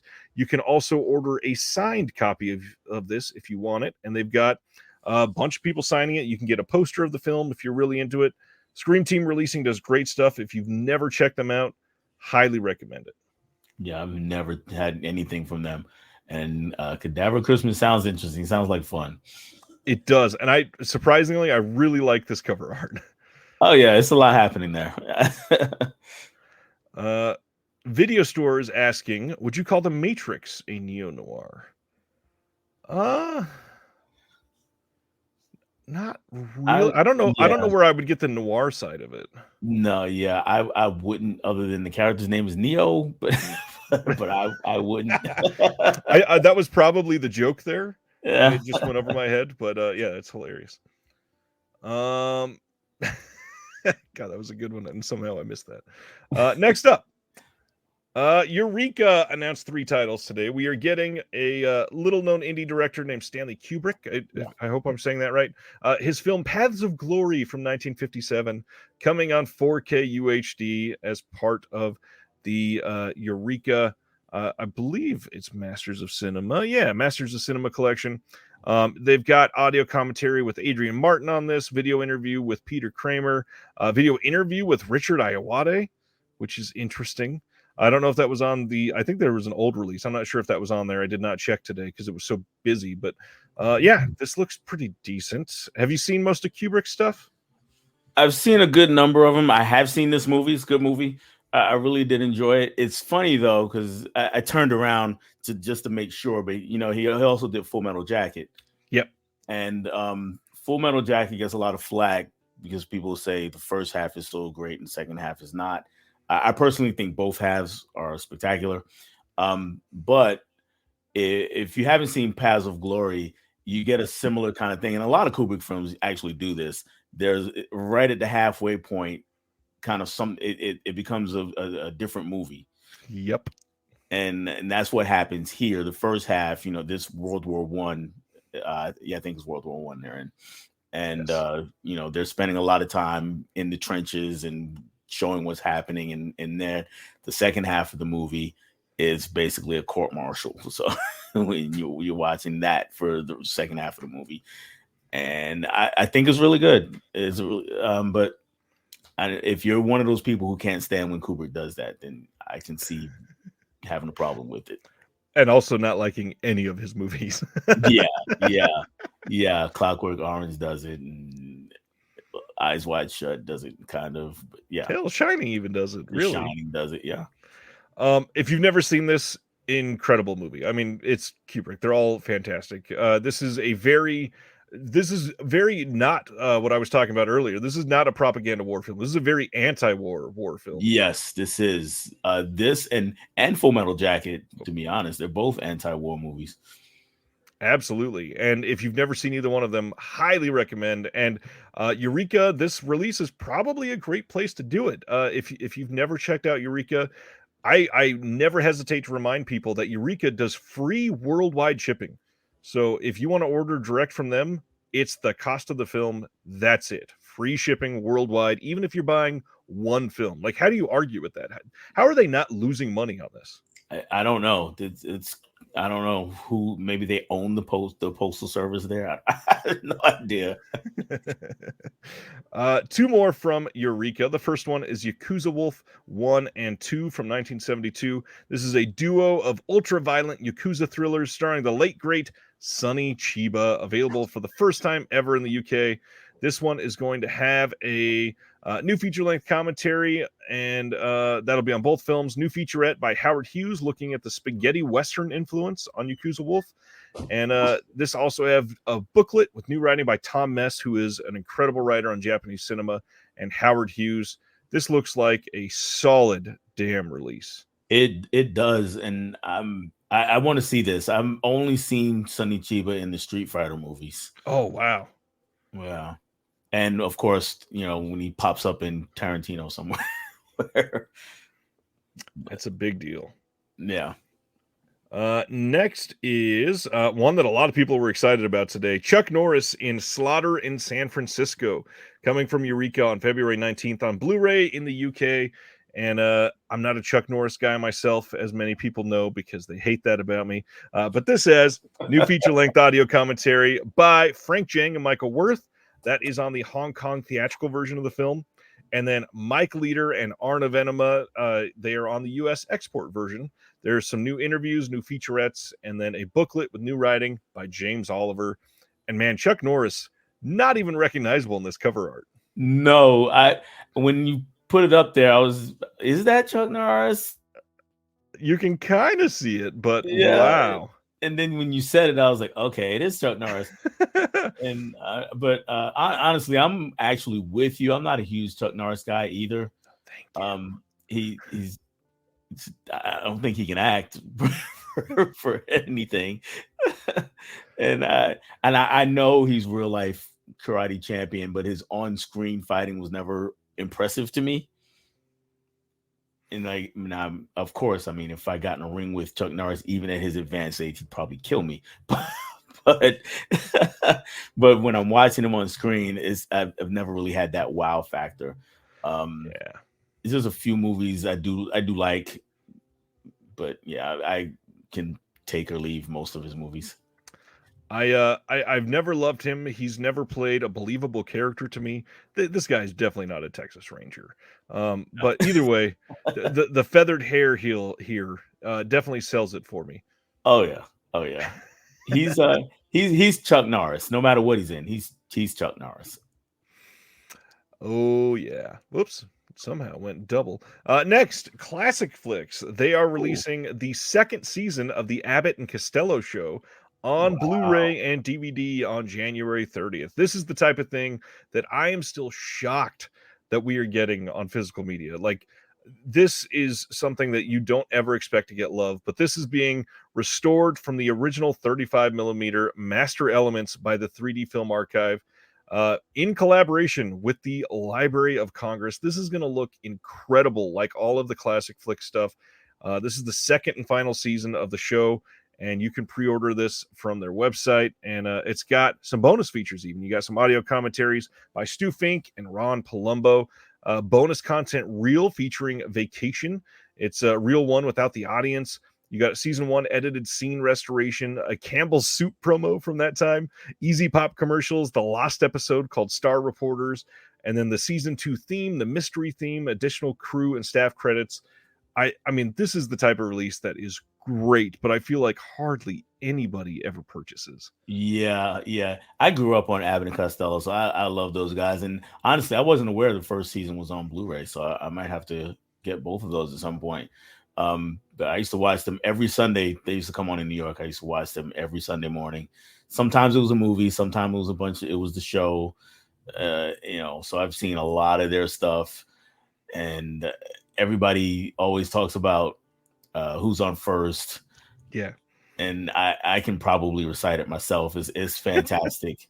Recently, during the summer, I went to this huge used bookstore called Ed McKay's in North Carolina. There's a few of them around the country, but that day I went in there and I, came out with a stack of movies, a bunch of things I had upgraded from either DVD or Blu-ray to 4K, and some other things I rarely found. But my prized possession that day was I found Abbott and Costello Meet Frankenstein on Blu-ray. So I was thrilled with that.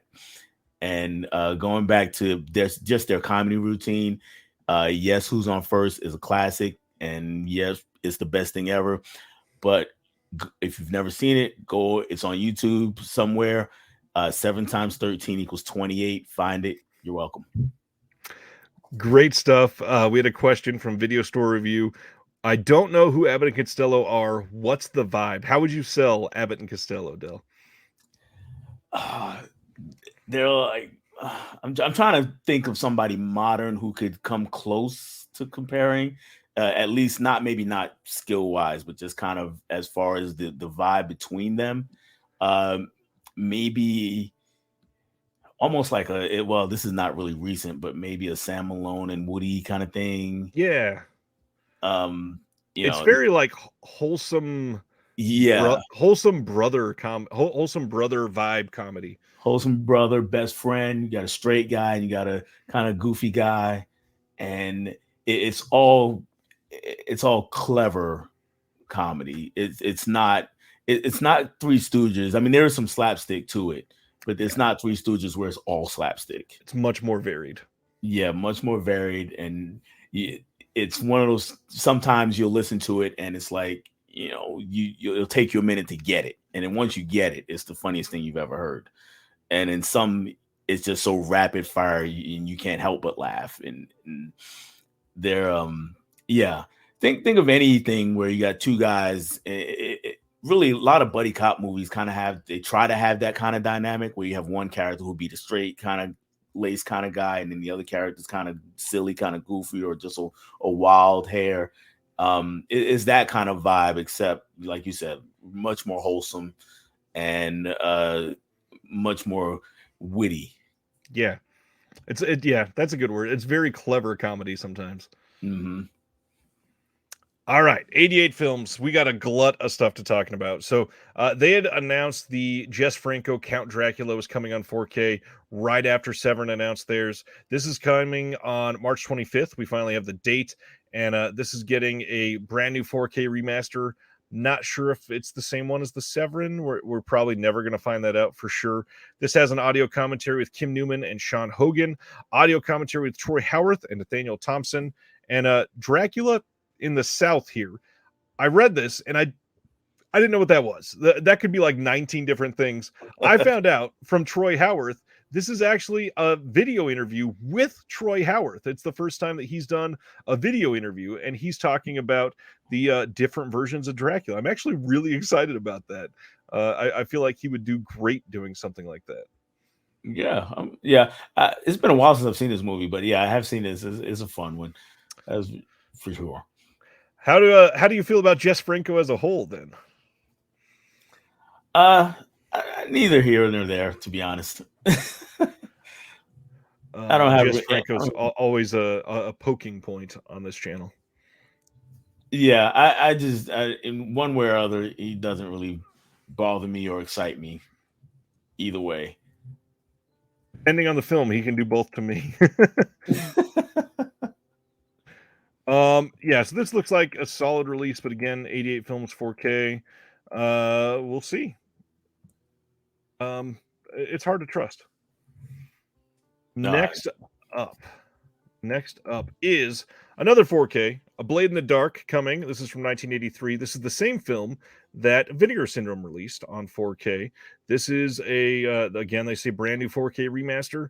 I imagine it's probably from the Vinegar Syndrome restoration. They likely either licensed that or did it with them or helped pay for it. This is going to have the director's approved cut and the extended TV cut, adding another 12 minutes of the film for Dell and I. Oh, yeah, there you go. They got an audio commentary with Eugenio Ercolani and Troy Howarth, who've both been on the channel. Great dudes. There's an interview with Lamberto Bava. There's an interview with the cinematographer and some archival features. But those new ones, the interview with Lamberto Bava and the cinematographer, those were both brand new, done by Eugenio Ercolani in person in Italy. And this looks solid. And those, I believe, are not on the Vinegar Syndrome release, as far as I'm aware.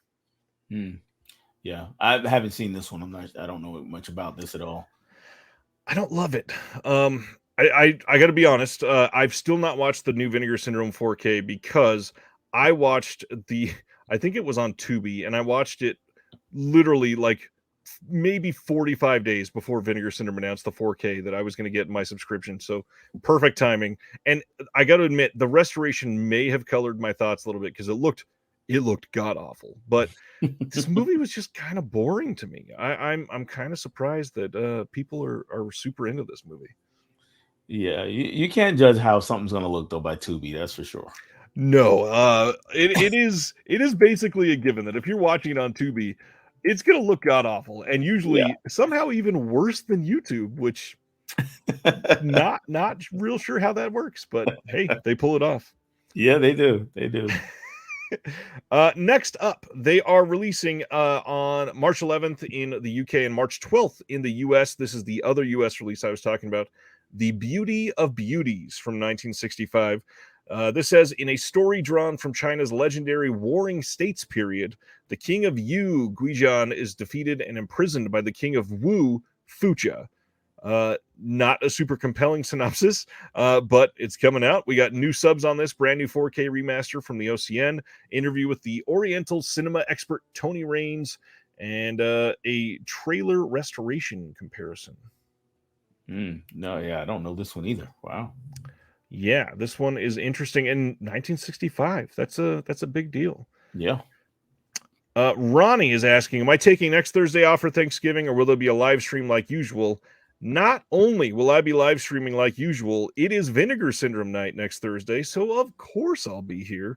And the wonderful Celeste de la Cabra will be my guest, and we will be streaming for hours and hours, I promise you. Next week's going to be a wild ride. Everybody better be here. We're going to be here all night.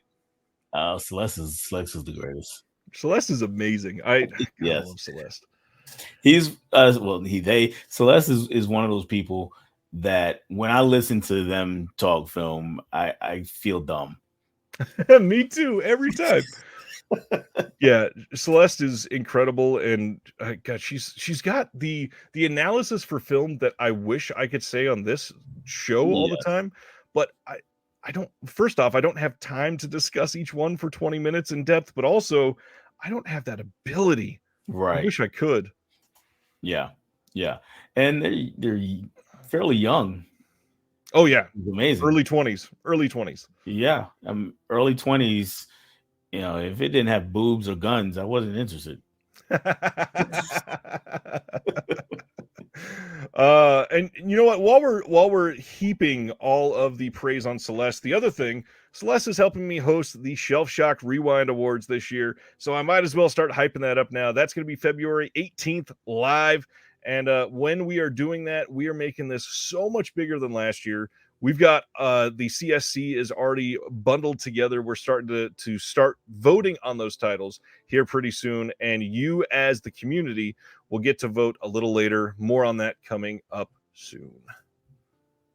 Oh, cool. Looking forward to that. February 26th, they are releasing So Close from 2002, and a very like 1993 like Yeah, wannabe boys to men vibe. I was gonna say this looks so cheesy. I mean, I'm into it, but very cheesy. And Yeah. the alternate art that they have on here doesn't help. It's very 1993 glamour shots that you'd see at a swap Yes. meet. Yes. Yeah. They wow. And you said 2000 and 2002. 2002. Yeah. Okay. I This guess. says a conflict of interest between two high-kicking assassin sisters is complicated as they're pursued by the criminals who hired them and an equally high-kicking female cop. Oh. So we got action martial arts kind of deal. Yeah. Okay. Looks like a late 90s girl group, says Ronnie. Brian Yeah. says this is a fun flick. Oh, nice. Craig just got word that the upcoming folk horror title, The Color Grade, is complete. Nice. Okay. So is this like an answer to Charlie's Angels, maybe? That's kind of what I'm getting from it. Yeah.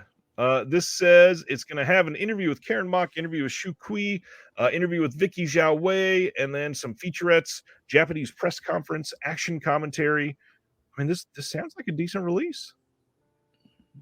Yeah, I'm kind of curious. I probably wouldn't buy it, but I'm going to find out where I can watch it. That looks interesting. Yes, that would be nice. Sivner says, looks like someone just discovered Photoshop from 2000. Michael says, I mentioned Troy Howarth when Craig from Deaf Crocodile's on your channel. He sounds exactly like Troy to me. When you mentioned that last time, Michael, I like looked the other direction and listened to Craig, and I totally get that. I've listened to so many Troy commentaries. I hear it.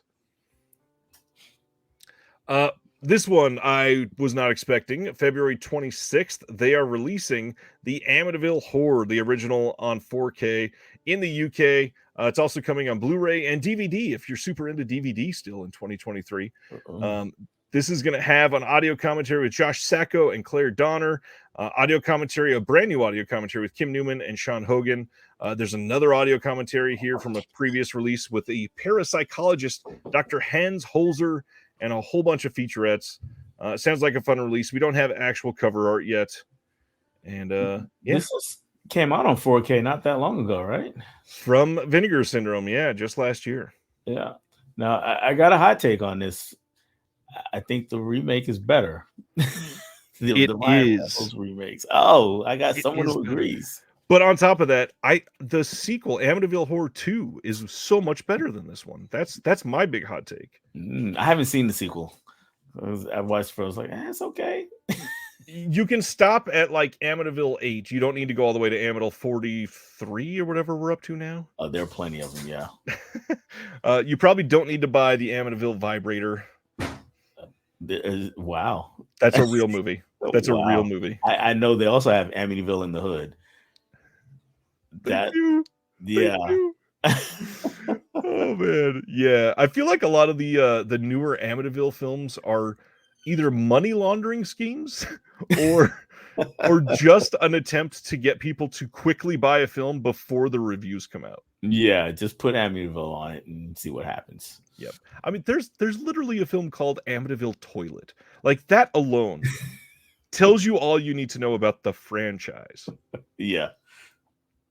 Oh man.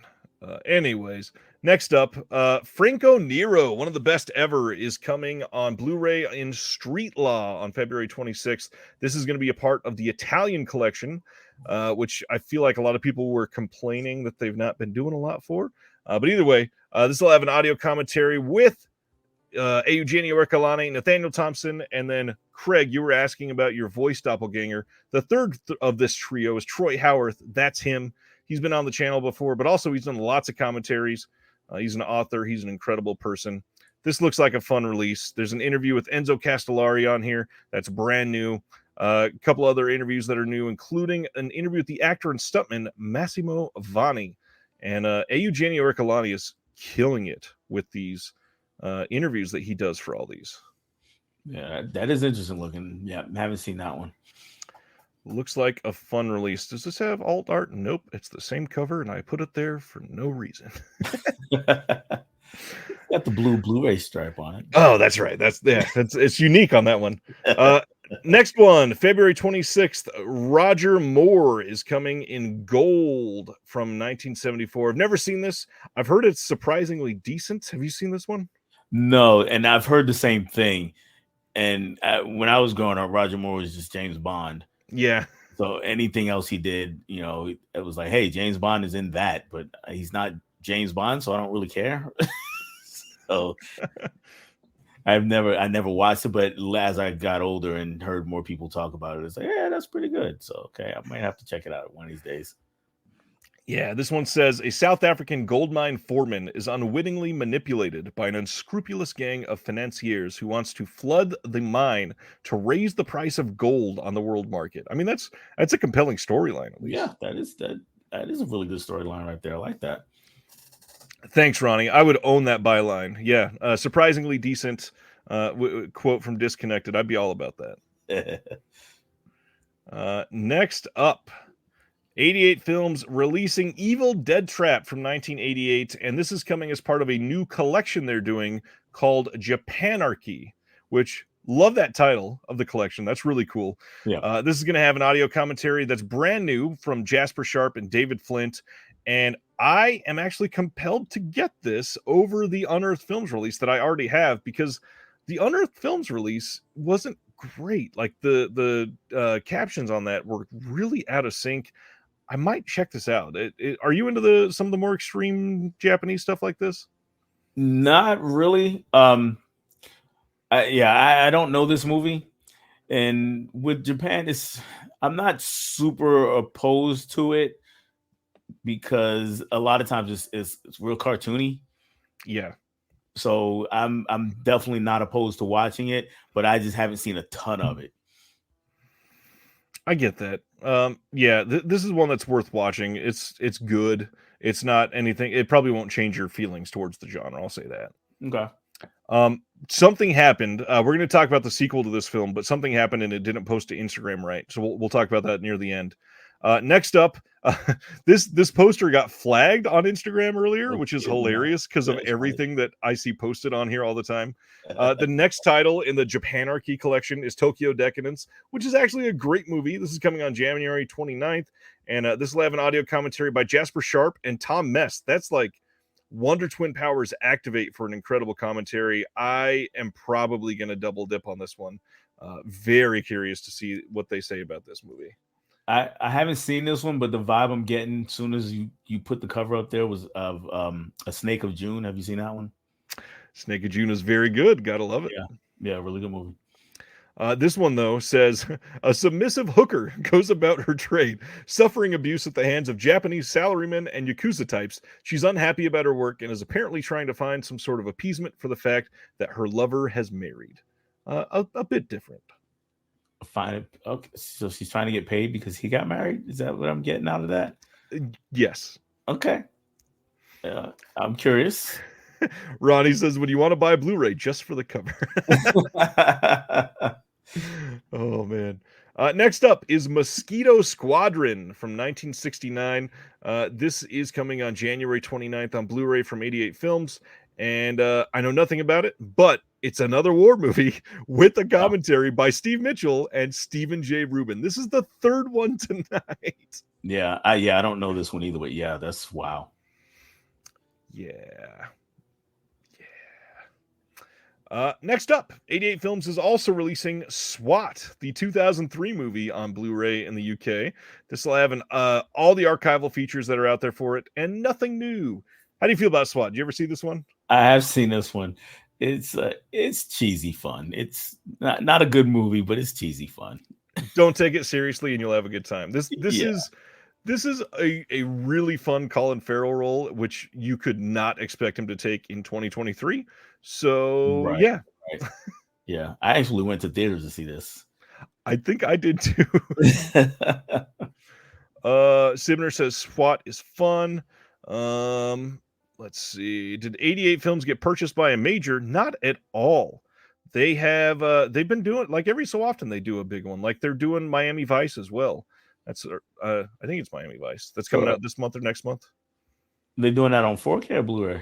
Just Blu-ray. They had talked about doing a 4K, but yeah, they I would can't. love that movie in 4K because it The is. colors in that movie would be Yeah, astounding. yeah. 'Cause I already have it in Blu-ray, so I'll probably pass on that. But yeah, if they did it in 4K, I'd be all over it.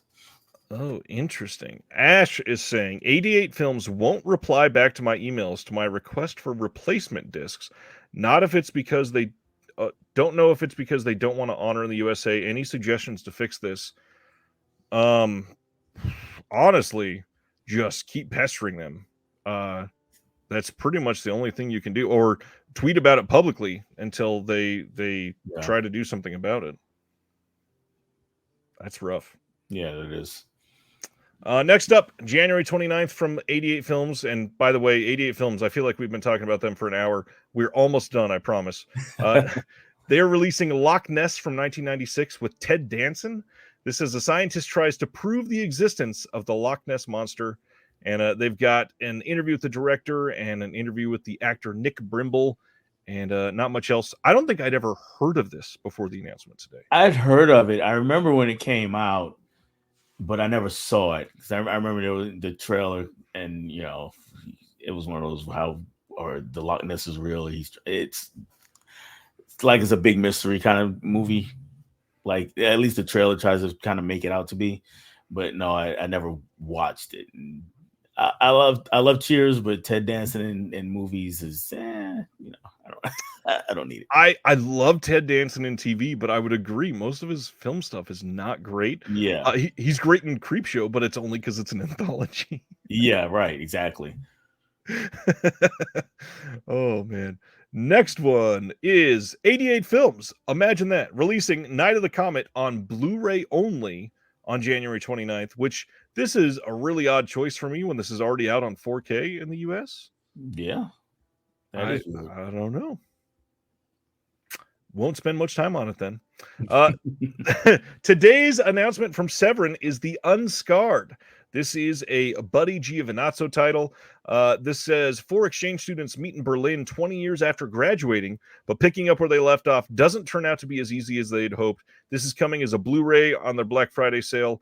And I don't know anything. I'm not saying this is going to be true, but I know a lot of people are worried sometimes about the Severin stuff being super limited and you can only get it from a sale. 2 of the Buddy Giovinazzo titles that they've released previously were limited to a sale only.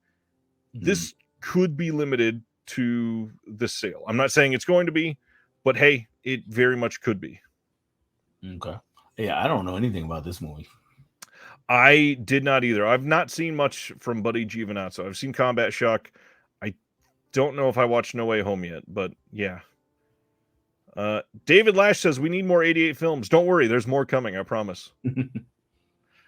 Next up is a warning to everybody that Target is having one of their buy two get one free sales starting on Sunday, this coming Sunday, November 19th. It'll be lasting all the way through Saturday, the 25th. And just some notes that I put here is the sale is going to be on movies, books, and music. You can combine, you can mix and match. You don't have to buy all three in one category. You can buy 2 of one and 1 of another. 1 of all 3 doesn't matter. A lot of people say, yeah, Target has nothing near me. They don't sell hardly any books or movies or music. This also works online. That's where this shines because they sell more boutique titles there. Now, before I get into the pluses of this is not really a great time for Target. They have deleted most of their physical media titles from their website. And I'm not just saying that it has been deactivated for now. I'm saying my favorites list, where I used to hold everything and wait for a good price from Target, used to be 4 pages. I opened it this week because I assumed this was coming. It has been culled down to 1 page. And previously, if they deactivated it because they were out of stock, they would still show up there. It would just say out of stock. The fact that my pages are fully deleted, they're not even in their system anymore. Wow, that's wild. Because I heard someone saying that they were still going to be pretty strong in online sales with physical media, but no, that's wild. And my Target, like I said before, the movie section keeps getting smaller, but the book section actually is getting bigger. Books and vinyl. Vinyl is pretty big at my Target. Yeah.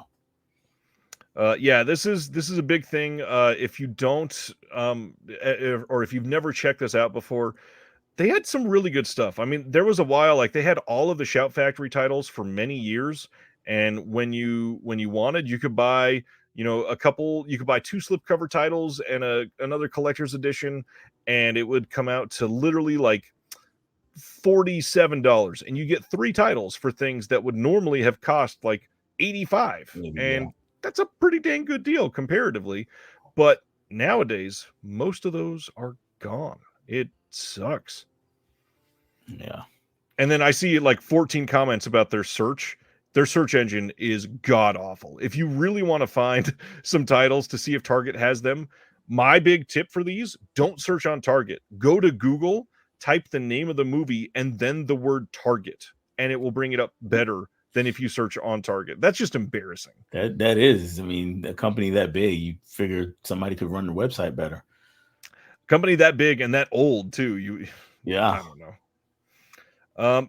So if you do find some good deals, which by the way, the titles that are going to be a part of like their Black Friday sales, that will stack with this. There are going to be some titles that are $10 and less. So if you find three titles that are $10, you can get them for a total of $20, which is an insanely good deal considering a lot of those are 4K. So just a heads up, keep an eye out on that. You might want to go in person for some of those more mainstream studio titles.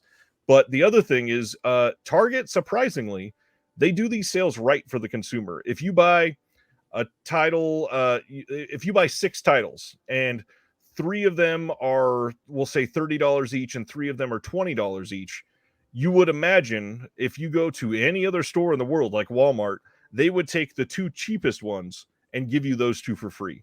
Right. Target gives you every third title for free. So you would get one of the 30 titles for free, one of the 20 titles for free. It's surprising, but they actually treat you the right way. Yeah. And then Amazon usually does a price match with the buy 2 get 1, but it's honestly, this is where it's hilarious. Their search is even worse than Target during this sale somehow. So yeah, that's the big draw. Is if you're going to do this, you don't need to get multiple orders to get all of them to get the, maximize your discounts. The best way to do it though is to get 3 titles at the closest possible price and do them in bundles of 3, add them to your cart, and then go back for 3 more and keep adding them to your cart until you're done. Yeah. Anything else on Target?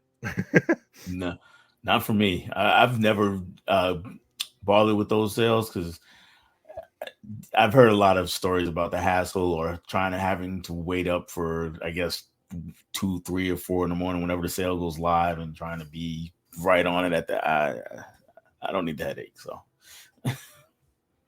Yes, I totally get that. Next up, from 88 Films. Like I said, one of these did not post to Instagram earlier when it should have, and it's the sequel to Evil Dead Trap.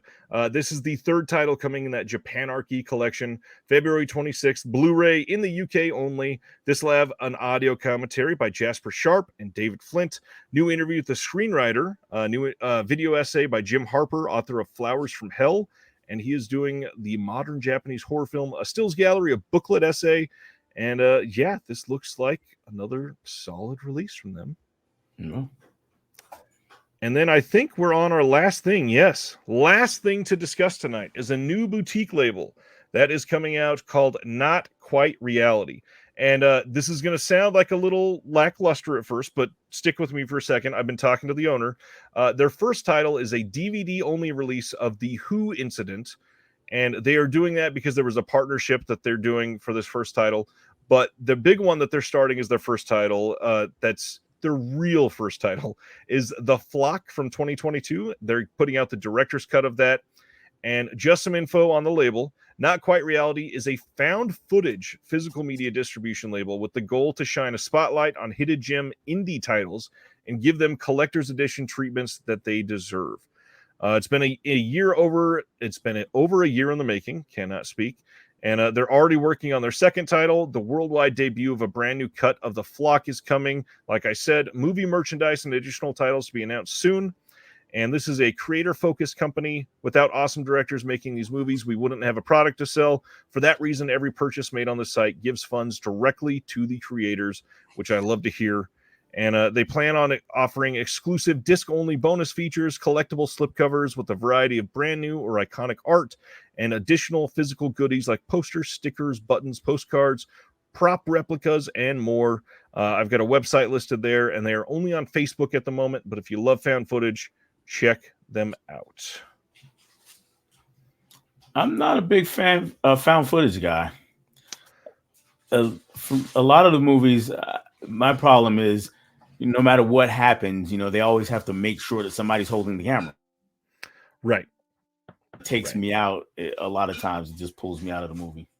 Are there any that you've loved that you thought did that very well? There's some that I really do love, even though this movie kind of had that problem. But I really do like Cloverfield.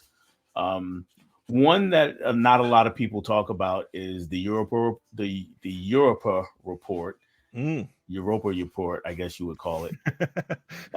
This is one where it's a team of astronauts, and they're going to one of Jupiter's moons. They're trying to fly there, and some strange things start happening.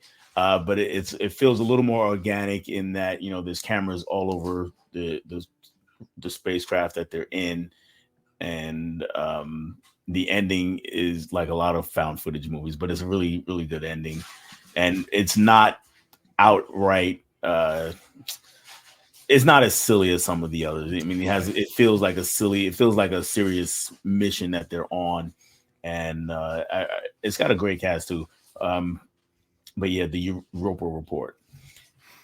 I don't know if he's screwing with us because I've never seen it. But Dude McMahon says, check out the Amityville Haunting. It's the found footage of the Amityville sequel. It probably is. It probably is. Oh, man, I would not be surprised at all. I got a question from Video Store Review. When do we announce the nominations for the Shelf Shock Awards?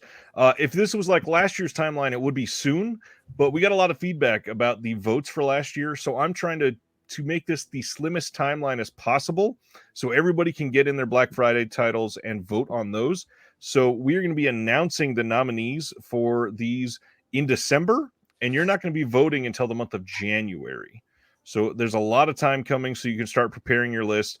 We're going to be announcing the categories, because not all of those are going to be the same. We got some feedback from last year. We changed some of these up. We're going to be making them a little more clear for everybody. And I think it'll be a much more well-rounded show this year. He says, not screwing with you, it sucks, but not as much as some of the later ones. That's good. That's good.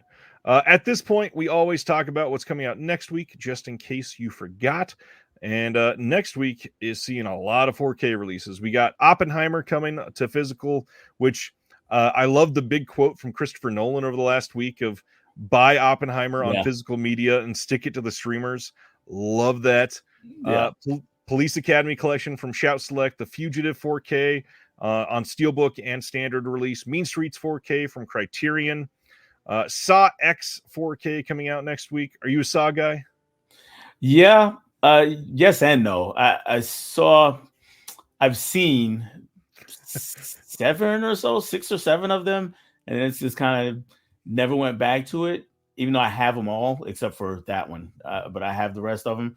And recently I just showed my daughter, my youngest daughter, and for anybody who's curious, she's 21, so she's not like a kid. Right. So I'm not showing any young kids Saw, but I showed her that for the first time, the original one, and we had a good time with that. I'm curious about this, so I'm gonna have to go back and watch basically from Jigsaw on, because I haven't seen those. You're not missing much in those last couple, but Saw X, genuinely, as somebody that loves the Saw franchise, like I've seen all of them. Well, I think I've seen 8 out of the 10 on opening night. Most of them I've loved. This one was an immediate like top 3 or 4 in the whole franchise. Oh, cool. This movie is incredible. Cool. I think I kind of got burnt out because after about 3 and 4, and the movies after that just kind of seemed to be the same thing, just with more elaborate traps, but it was just a rinse repeat kind of thing. Yep. Yeah, I get it. The Expanse, the complete series next week. Love Actually 4K, Expendables 4K, La Ceremony from Criterion, the Todd Slaughter box set from Indicator. This looks like a real winner. You can already pick this up at Orbit in stock from them. I need to get on that soon. Farscape, the complete series out on Blu-ray from Shout Factory. Babes in Toyland coming. Godland from the Janus Contemporaries, I think it's called. The Eight Mountains, also from the Janus Contemporaries. Scarlet Letter from Film Masters. This looks like a lovely release. I need to get that one too eventually. Is that Scarlet Letter the Demi Moore or the original? This is a couple originals before that, 1934. Okay, yeah, okay. Old Scarlet. One of the good ones, actually. Kino releasing Gator and White Lightning next week. The Burt Reynolds titles. And then, of course, Expendables 4, the one that all of us here are after, I'm sure. Train to Busan and Peninsula 4K double feature box set. Full Moon doing their Euroscene collection next week. The Unknown Country coming from Music Box. Not much else. Stalag 17 from Kino. Ninja vs. Shark from Media Blasters. Bikini Beach next week. Navy SEALs next week. Any of these that are really high in your list of wants? Probably. Well, Oppenheimer. I'll get that. I probably won't get it day one. Yeah, but I do want to get that. Saw X, the same thing. I'll get that eventually because I just have all of the movies, so I'm a completist in that way. I'm like, oh well, I got to get Saw 10, even if I never watch it, but I'm gonna watch it. It's funny though. I just at a FYE a few weeks ago, I found a Police Academy set from overseas. That's actually a box set. Looks better than that one that you showed there. So I'm like, much cheaper too, probably. Yeah, it was $20 bucks, $25, but it was on sale. So yeah, I think I got that one from Orbit like a year and a half or 2 years ago. And it was like $18 or $21, something like that. Yeah. Great price. Dell and we were talking about a couple of ideas I want to talk about. And one of the things that came up is people that need to get out of their comfort zone with films. So tonight, we're going to talk about 5 films that are good recommendations for people that are looking to break out of their comfort zone. I'd love to hear from you. How did you approach this? Like, what when you're thinking about this, is there a certain film watcher that you're thinking in your mind that you're going to be recommending to? So I went with movies that I think are underseen, and I think the reason is because people get an idea of what they are beforehand and say, well, I'm not going to like that.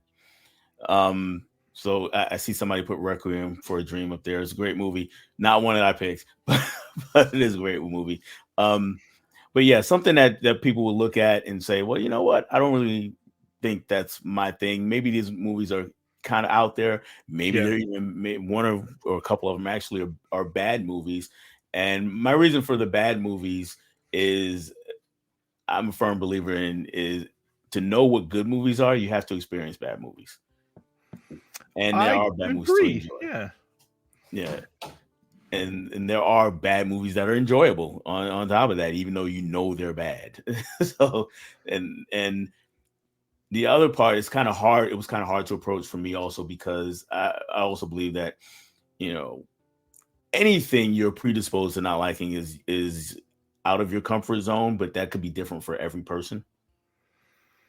Yeah, similar thoughts here. And obviously I've said this probably about 14,000 times on this channel, but I do want to say again, every single film has been someone's favorite film. And so when you're looking at these, even the bad movies that are, I hate to say it like this, but even bad movies that are objectively bad, it's not a debate. They are genuinely bad movies. There are things that you can find enjoyable in those films, and not just enjoyable, but there are things that you can find and appreciate in those films, or you can find that inspired other movies to be better, or find where that filmmaker was inspired by some of your other favorite filmmakers. Yeah. And I'm looking at a comment from Def Crocodile. He quoted, I forget who actually said that, but yeah, once you overcome the 1 inch tall barrier of subtitles, you'll be introduced to so many more amazing films. That is 100% true. Even though I didn't pick any foreign language films tonight, but that I wanted to make sure that got mentioned because that is just absolutely true. I think that was a Bong Joon-ho quote around when Parasite won Best Picture, if I remember right. So tonight, I've got 3 of them with me, and then the other 2 are buried in my closet of shame that I have unfortunately not watched the other 2 in a while, and I definitely need to. You want to go first tonight? You want me to go first? Sure. Do we want go back and forth, or yeah? Let's go back and forth. Let's do one and talk about each of them. Sure. All right. So the first one is a movie I saw in the theater a couple years ago, and I had to get it. I loved it, and that movie is Sorry to Bother You. Hey, Dell, guess what my first movie is? Is it really?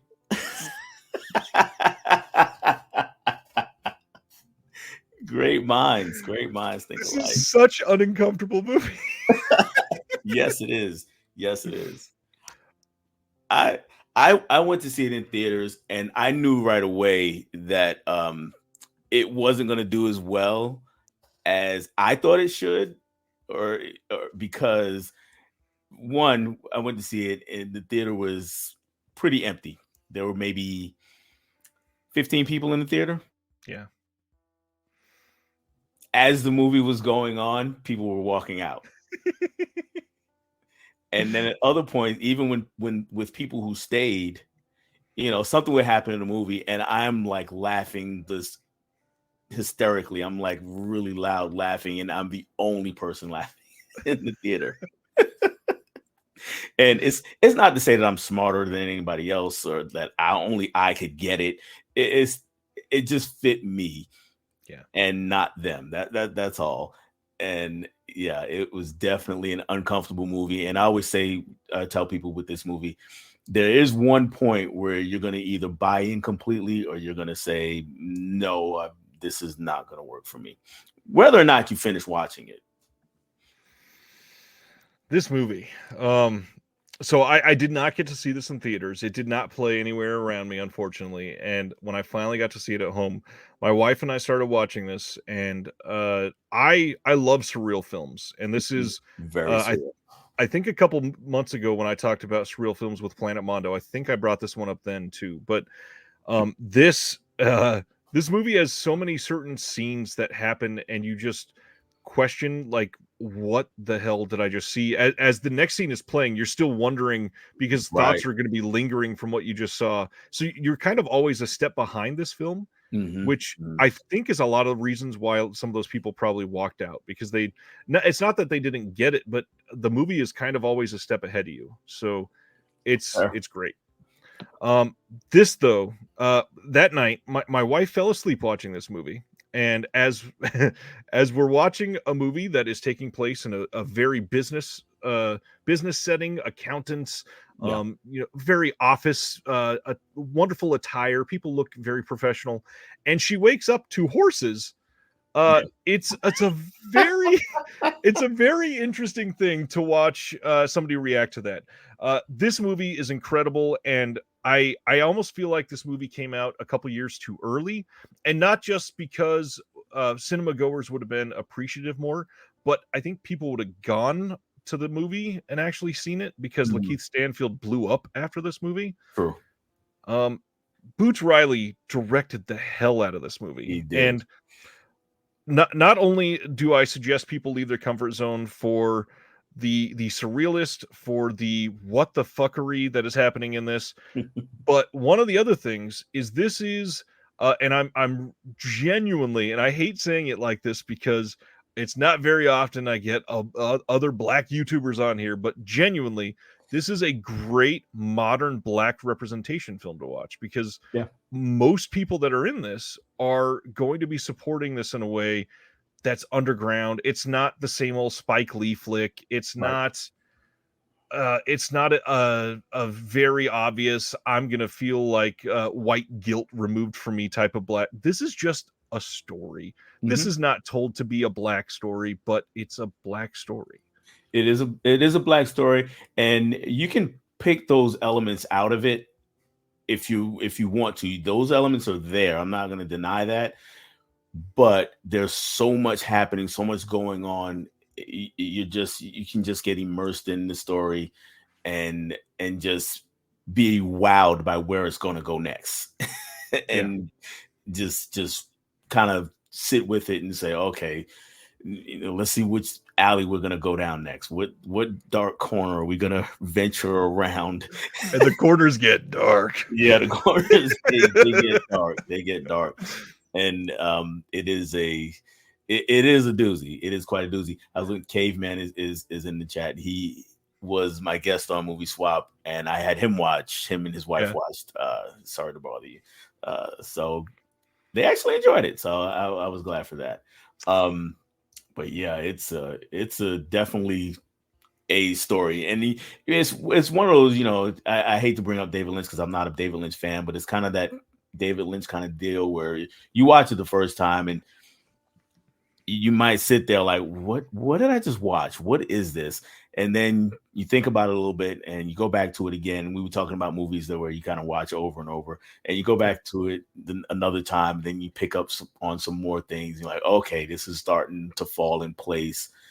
And it's just one of those movies. I dug it from the first time, but I get it if people don't. It's great, and I feel like we are just right in line on this first title. I had a David Lynch title pulled.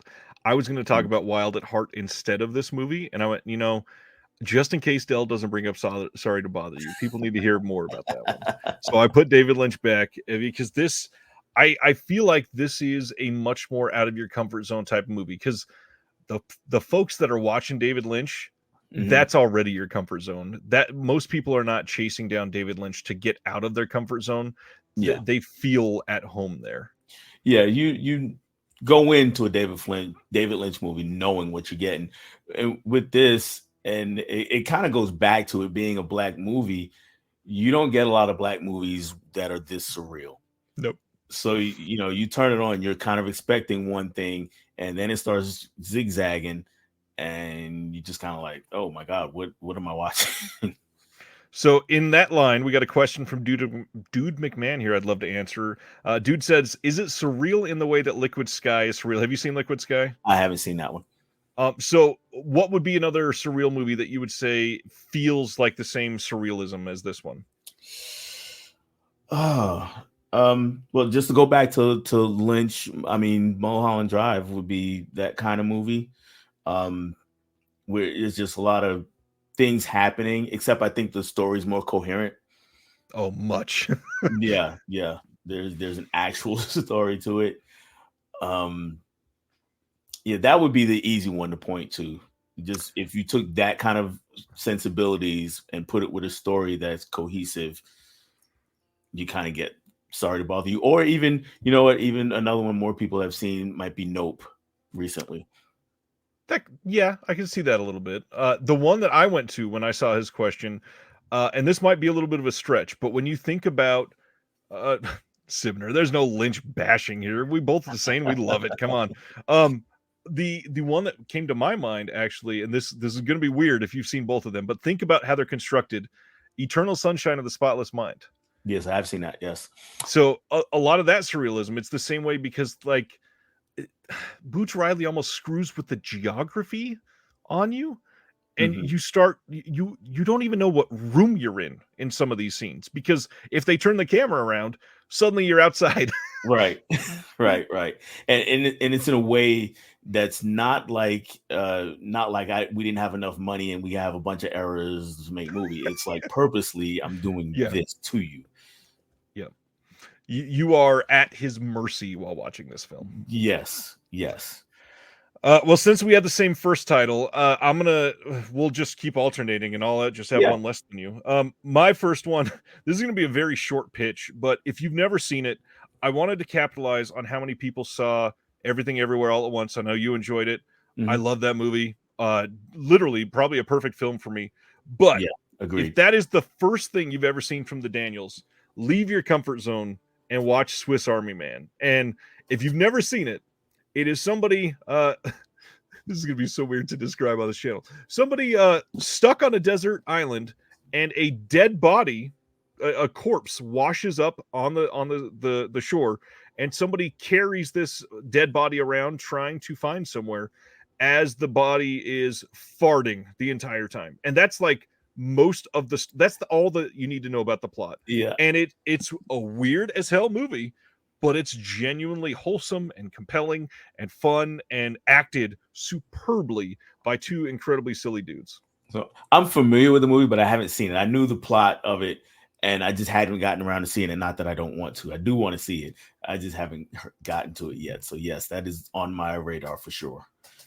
Paul Dano, Daniel Radcliffe. It's fun. I could see people enjoying it once and then never watching it again. Yeah.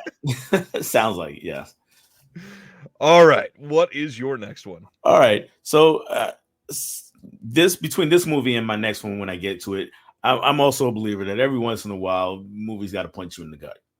So this is a movie that's actually fairly popular. It just recently got a 4K release. So I know a lot of people have bought it. I don't know how many have actually seen it, though. And that movie is Kids. This is just the DVD version of it. So Kids, it's obviously about these kids. They're teenagers. They're most of them in high school, though there are some scenes with some kids even younger, like 10, 11, 12 years old. Yeah. And they're left to their own devices a lot. And our main characters, there's one guy who takes pride in deflowering virgins, and there's his best friend, and that's what they do. They're just trying to have sex with as many girls as possible. Then there's Rosario Dawson in her film debut. She's one of the female characters who follow a lot. So young. And then Chloe Sevigny is the other main female character, and we find out pretty early on that she has contracted AIDS, and probably from our main character who's going around trying to get all the virgins. And this movie, yeah, it will just punch you right in the gut, all the way through it, and then really at the you just kind of, I wouldn't blame you if you're just sobbing uncontrollably into your beer or whatever you're drinking after the movie. Like, why is this happening? This movie. This is one I stared at earlier, and funny enough, I have the Blu-ray version about 6 inches from my face right now. Yeah. If somebody is out there and you've never seen a Larry Clark film, which honestly, probably most people nowadays, I think that there's probably more and more people that have never heard the name Larry Clark, but right. God, all of his films are subversive in wild ways, and that's what makes, I mean, really any Larry Clark film would be a great pick for this tonight, because they all seem like, if I told you the plot of any of them, you'd be like, that sounds horrible. Why do I want to spend a night doing that? But it's not that the plot is bad, it's that it's depressing, and there's so much about it that it hurts, but they're done realistically. They're done in a way that tells stories that other filmmakers wouldn't dare to tell, and it's fantastic. Yes, it is. That is a solid damn pick. Umbrella put out a Blu-ray in the last year, and Blu-ray, it's that's what I meant. Incredible release. I hope somebody does it in the US eventually and we get more eyes on it. Damn good movie. Damn good movie. Yeah. I see Mysterious Skin in the chat. That's another great, but seriously gut punch of a movie. Yeah. Oh yeah. Ken Park. Yeah, that's a rough one. Still, I believe, still legally banned in the United States. Yeah, or maybe it's not legally banned. I think somebody said, I own the rights and I will never put it out in the US, something like that. So the next thing, I was trying to think of genres that I don't usually watch that much, and I really landed on sci-fi, and I don't know why. I like sci-fi films a lot, but I don't watch them all that often. I can't figure out why necessarily. But the one that I'm thinking, if you are trying to watch a decent sci-fi film and you have never really gone down that lane, and either that or you're trying to go from sci-fi to something else, I feel like there's not a better pick than Event Horizon. Cool. God, we cover so many genres in this. It is filmed so well. I mean, you see again, a little bit of like surrealism in the version of like almost like hell. I mean, there's Mhm, images here that will stick mhm, with you forever. This movie is full of people that you'll recognize. Only a couple big names, but a lot of the people in this, you go, I've seen him in 48 films. He's an incredible actor. Who is that? This movie, though, fucking terrifying. If you have never gotten into like sci-fi horror, this will wake you up. This movie is astonishing. This movie is one of the best made and most claustrophobic sci-fi films in a way that makes you just feel terrified of the other people around you. mhm. And God, I love Event Horizon. If you've never seen it, there's a 4K that came out of this. Um, Incredible movie. I don't know what else to say. Break some of your other bonds and get out there to see it if you've never Yeah, seen it. absolutely, and it's a lot of sci-fi horror. It leans heavy into sci-fi with some horror elements, and I think this kind of goes the other way a little bit. Hmm. We're leaning heavily into the horror. Hmm. It just so happens to be in a spaceship. Yep, You know, it's so good. yes, it is. It is very good. You earned some brownie points with Sardis, I think I saw. So, Yeah, Sardis is huge into sci-fi, so I'm glad he was into that. okay. Um, the my next pick is we're going into Criterion, and Nice. we're actually going to talk Spike Lee. And I think this movie, even since it's been on Criterion, is one that people are turned off by just when they see the cover, and that is Bamboozled. Oh, yeah. Yes. So yeah, people look at it and immediately, especially being that Criterion's rep is really old movies. Yep. It's like, this is something from the 30s or 40s that a bunch of white guys are in Yep. blackface. I don't want any parts of that. But that is absolutely not what this movie movie is. But there are characters who are in blackface a lot. It's a black TV exec played by Damon Wayans, and basically his shows are failing, and they're need him to come up with a hit. His boss is like, you have to come up with a hit or you're gonna be out of here. And he doesn't want to make a lot of the junk that he's seeing on other networks, but he says, you know what, we're gonna do this. It's just gonna be so outrageous, they'll have to fire me. But it turns into a hit, and this is about two black characters in blackface, two black guys who are in blackface. One played by Tommy Davidson from In Living Color, and the masterful tap dancer in the 80s and 90s, which is fits perfectly with his character. And there is lots of commentary about the way black people have been portrayed in the media, on TV, in movies, and just general commentary about the merits of junk TV versus higher art, and which Yeah. one wins out, which one the public is going to gravitate towards. Yeah. If you're talking about watching films that are you stepping outside of your comfort zone, I imagine it doesn't get much more uncomfortable than being a giant white man in a Barnes and Noble during a sale, only buying the movie Bamboozled. Especially if the cashier has no idea what it is. Right, right. Bamboozled is amazing. Yeah, this is an incredible pick for this. I really wish more people had seen this, but it for some reason it doesn't get the love of the Malcolm X, of the even like Black Klansman, which is much more Right. modern, but that gets so much more acclaim than this, and it's Yeah. such a good movie. Yeah. And I really think that just the use of blackface has a lot to do with it. Yeah. People just automatically just, trying to refrain from that. Which at the heart of it, being turned off by blackface is a good thing. Don't Right. worry. But that's the point of the movie. Right. And if you feel that way and you won't watch it because of that, you have been bamboozled. Exactly. I couldn't put it better myself. um so my next one, I'm going to show up a poster here because I, again, buried in the closet of shame. But this movie is the anti-romantic comedy. This is the anti-date night film. This is the film that if you want to put yourself in a situation where, make sure if you're in a current relationship, it is a very strong relationship, so that you don't end up questioning things. But for those that have never seen it, please go and watch Blue Valentine Oh my with Ryan gosh. Gosling and Michelle Williams.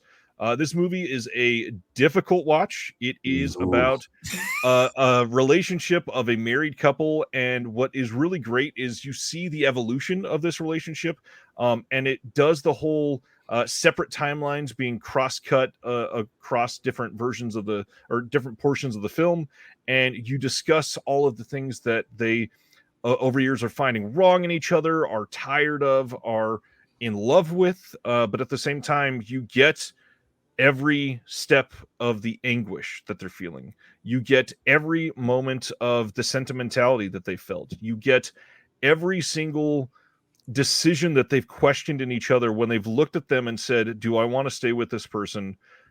This movie is such a difficult watch, but honestly, it makes you appreciate so many things about relationships just by understanding, honestly, people fight. People find reasons to have difficult situations with their partner. People find silly things to squabble about. But this movie is tough, and it is an outside of your comfort zone movie, because a lot of movies are like this would have a nice happy roundup ending, and this is just a depressing fucking watch. No, yes, it is. Man, I watched this movie and I my wife didn't watch it with me, actually. I watched this alone. I remember watching it years ago, like not long after it hit DVD at the time.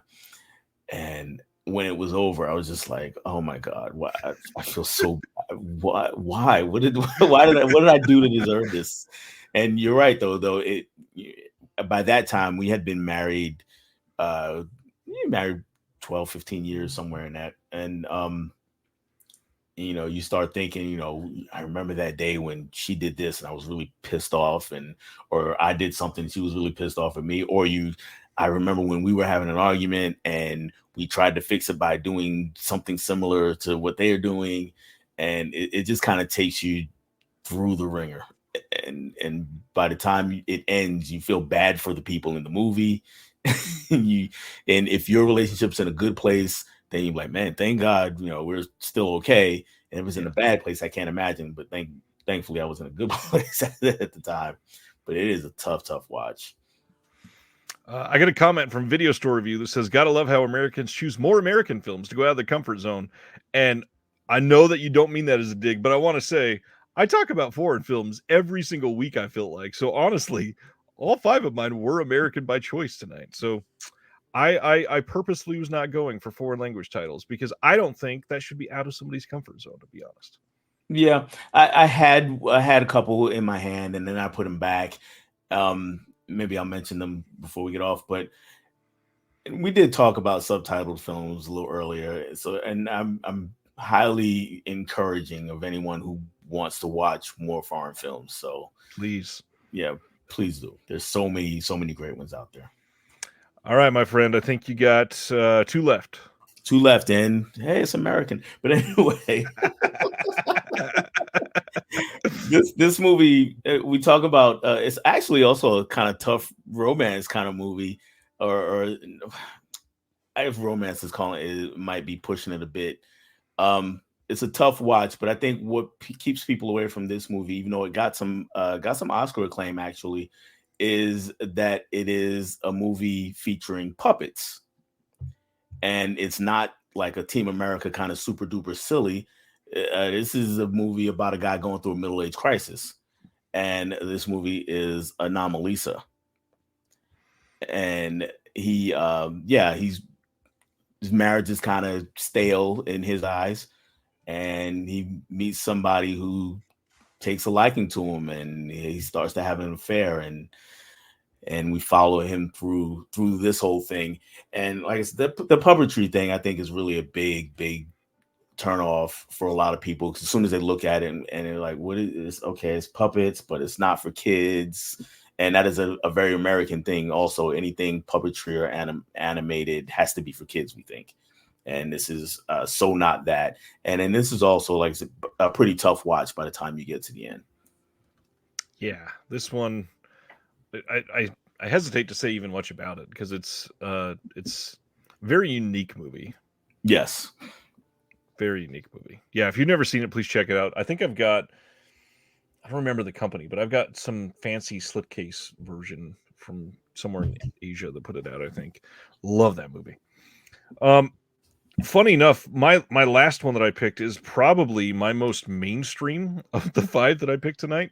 And I really did this because I think that in another 10 years or so, we're going to look back on the 2010s and wonder how this got like a little bit of love, but is not being talked about as a full-blown masterpiece. And this one is just kind of, it gives you a lot of gross feelings as you watch this, and it's probably going to be super reflective. So I'm going to take the slipcover off. But I got to talk about Nightcrawler with Jake Gyllenhaal.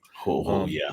This movie is a very out of your comfort zone movie for so many different reasons. But the idea that somebody is this person that chases crime for this clout, and it comes across as like a thriller, as a horror film in certain scenes, as a high drama in certain scenes, and just like, I don't even know what, like, scuzzy. I just want to make up a word. Like, it feels scuzzy throughout the entire film. Yeah. And his acting, Jake Gyllenhaal in this movie is putting on one of his best performances, which is saying a lot considering he is easily one of the best modern actors, in my opinion. And the way that he plays with the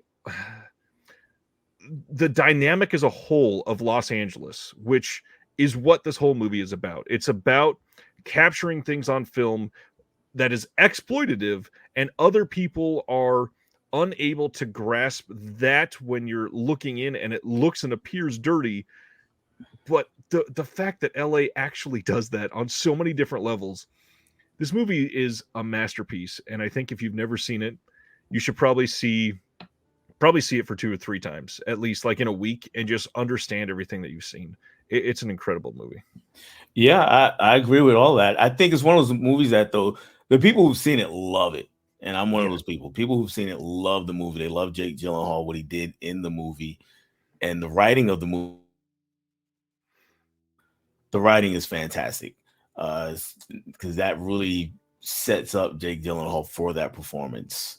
And just scuzzy is a great word for it. And if you're looking for other Jake Gyllenhaal movies that can kind of fit in this category, of course, Donnie Darko, but I think that's one that's such a big cult following that not everybody, but a lot of people have seen it. And then another one is Enemy. Enemy. I was going to go with that and Prisoners. Like Prisoners, yeah. Both of those from Denis Villeneuve, both of them feel very like in line with what this character perhaps evolved from. Right. Only thing about Prisoners why I wouldn't pick it, because it's got a lot of mainstream. Yeah. It's a bit of an odd, like, subversive third act, but it's just a very mainstream drama. Right. I did see. Let me go back up. I saw something in the comments where someone was talking. Oh, Good Night, Mommy. There it was. That is the original, not the American remake. The original German film. Great horror movie. Super unnerving. Very, very much agree. Yes. And then I think, K-Man says, love your steelbook. Let me see how reflective it is now that I'm revealing it. The Mondo slipcover, it's got the TV recording screen over it, which I think it just gives it that much more power. Love this movie. And incredible release.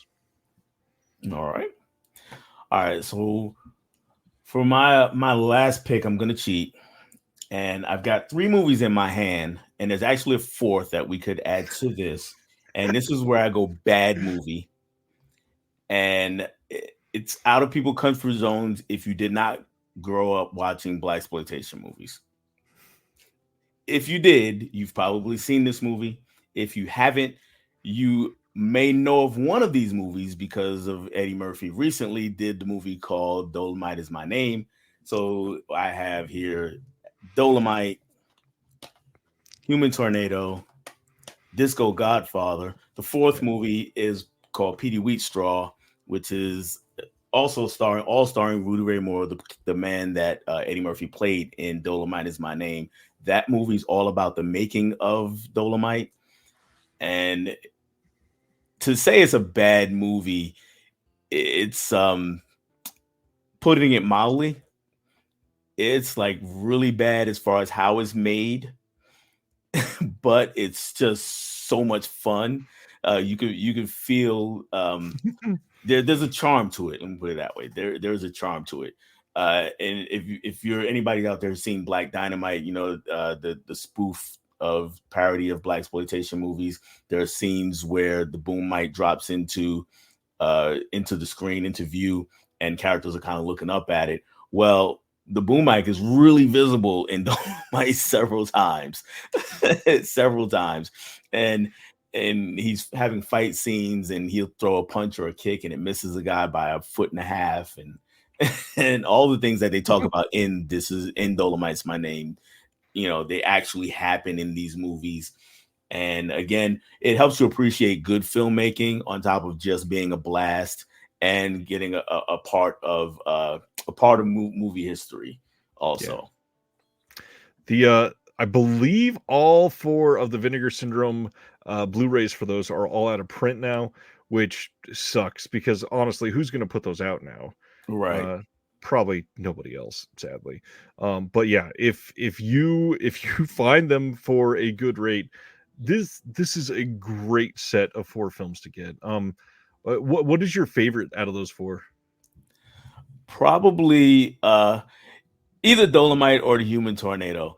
But on any given day, any of them could be, because they're just so outlandish that you kind of glom onto one thing, and it's like, okay, that makes it better than the other movies. Right.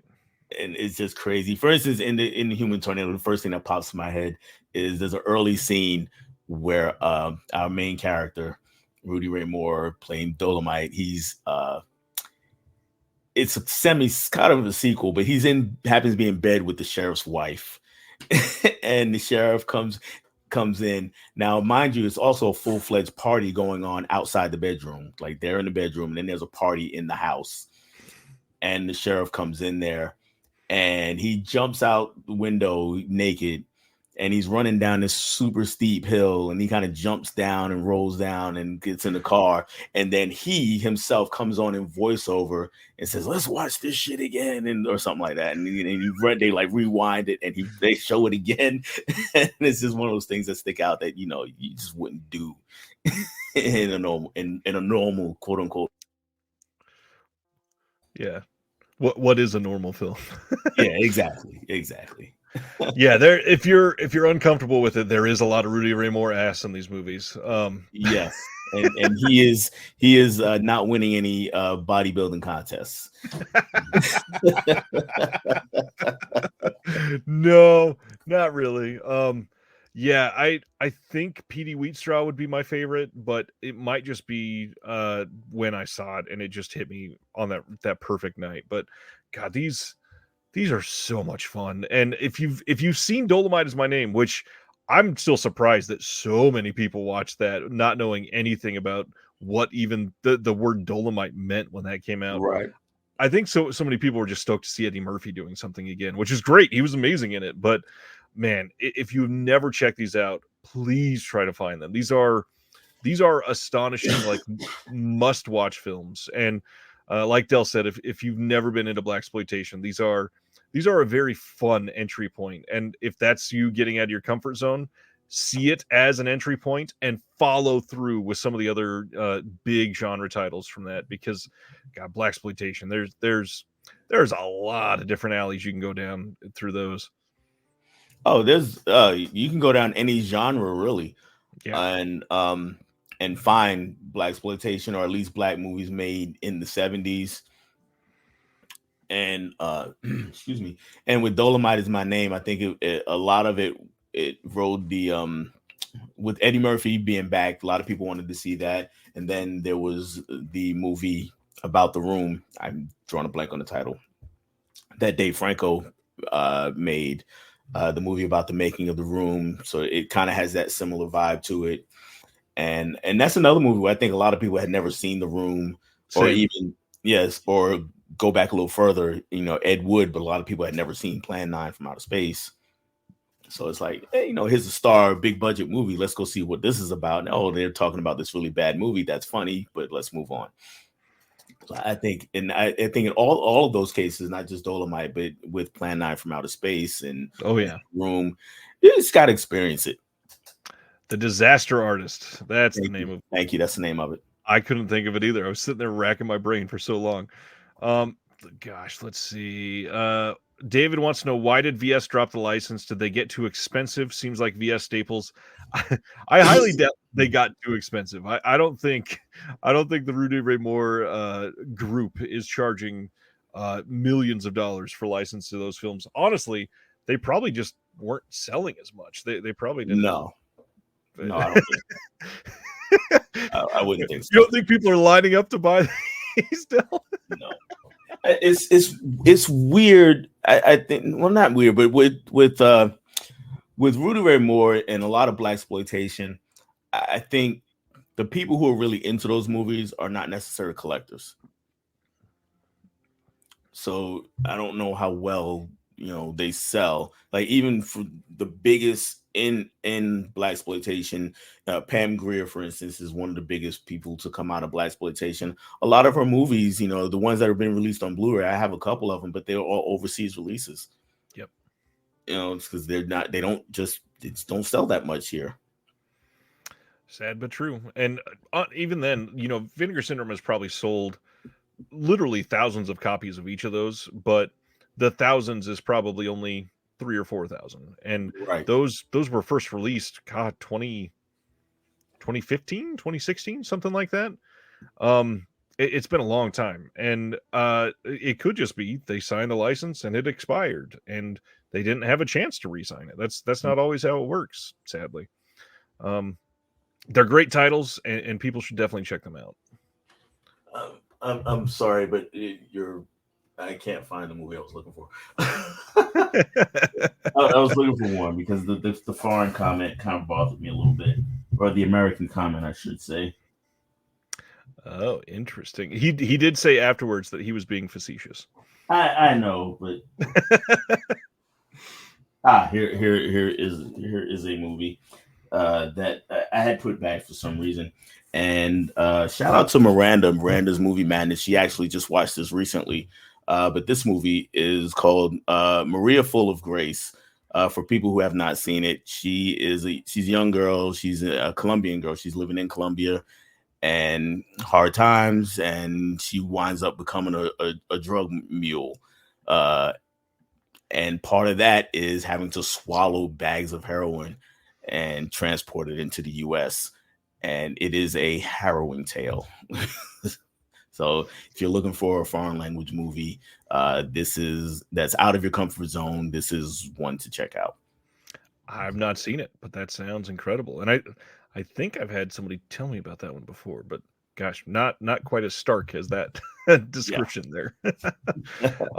I mean, honestly, anything that's not super mainstream box office busting title, we could have recommended tonight and just said it's an uncommon title. But in all reality, the picks for tonight were to genuinely challenge the way that you think about some of these films. And when you're watching Dolomite, it can be a challenge for a lot of people to not just immediately say, he can't act well, why am I watching this? Right. Or not to be watching Event Horizon and go, there's not a happy ending in this, or there's this isn't like a normal sci-fi movie, why am I watching this?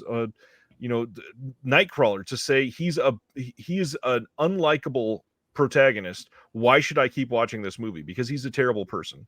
There's so much about these that make you challenge the way you think about films, and that is the overall point. And especially, I mean, look at Lakeith Stanfield's character in the first film that we talked about. Like, there's so much you could question why you're even watching some of these movies, and that's why we chose them. Yep, absolutely.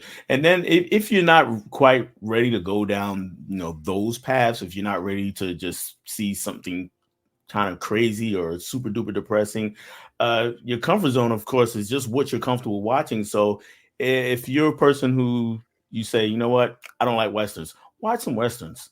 I Yeah. don't like horror. Watch some horror. I don't like sports movies. I hear that a lot. Watch some sports movies. The You'll find the same story beats across genres for the most part. You'll find the same story beats, and the best movies are not about the genre that they're in. They're about the people in the movie. And if you can latch on to the people in the movie, it really doesn't matter what genre it's in. So, I'm not a person who is huge on westerns, but I've got about probably 20 westerns that I love. And not because, this western this has better gunfights than that one. For the most part, that's not it. It's, you know what, I this character I can either relate to or I can empathize with, and it's because of the skill of the storytelling. I would also like to point out every genre as a whole has masterpieces, and Yeah. most of those masterpieces are known as masterpieces for a reason. And if you see yourself saying, "I hate westerns," I hate modern films, I hate black and white films, I hate musicals. Find a list of not even a list. Go find 10 lists that say these are the top 5 in that genre, and the one film that's on every one of those lists, go watch it tonight. Find a reason to see why the rest of the world appreciates it and you don't like the genre, and you'll find something to love in it. Yeah. The one caveat to all of that, though, is when you do press play on however you watch it, have an open mind. Don't Please. just be like, "Well, I hate musicals, but Ryan said I should watch this musical," and that's not the right mindset to go into the film. Right. Oh, yeah, there's a lot to don't go into it like resenting it before it starts. That's Right, the biggest thing. right. Well, I think we are at that point, Dell. This has been freaking amazing. You've been an incredible guest. Why don't you tell everybody what you got coming up, and again, just another highlight for your channel. All right. I will be next week on next Tuesday afternoon. Actually, I will be on Happy Hour with Nerdy Film Girl Tracy. So I'll be on her show next Tuesday. That's the next big thing I have coming up. Um, I'll have some videos in between there. I saw the Marvels. I talked about that earlier. So I'll do an MCU ranking video. I saw The Killer. So I'll probably do a David Fincher ranking video. That's probably in the works also. Nice. So look out for those. Movie Swap, like I said, is my big show, but I don't have another one planned until December 7th. I'm going to have the monkey back on, and we're going to talk some holiday movies. And sometime in the new year, because I'm going to really slow down near the holidays. So sometime early in the new year, I hope to get my host tonight. I hope to get him on the show. I would love to, and we will happily discuss that movie we were talking about earlier. Yes. It is a busy time for a lot of these companies. It is a busy time for a lot of us, and in that, you can always count on this community. And if you want more of this community, please check out the Patreon in the description below. We've got a Discord. If you are feeling alone in your film, you don't know people that are into physical media or movies like you, and you just want people to talk to, it's an astonishing world when you find out there are other people like you that can just sit and talk about this stuff all day, and it makes all of this so much more fun. Please continue to check these out. Follow Dell. He's an incredible creator, has just amazing thoughts on some of these movies, and will make you question why you were watching some of these. Thank you all for hanging out tonight. Dell, this has been just perfection. Hopefully we can do this again. Oh, absolutely. Absolutely. Thanks, sir. We'll see you all next Thursday. And like I said, next Monday, come out to the channel and you will find an interview with Scarecrow video. It's a pretty fun one. And we'll see you next week. All right.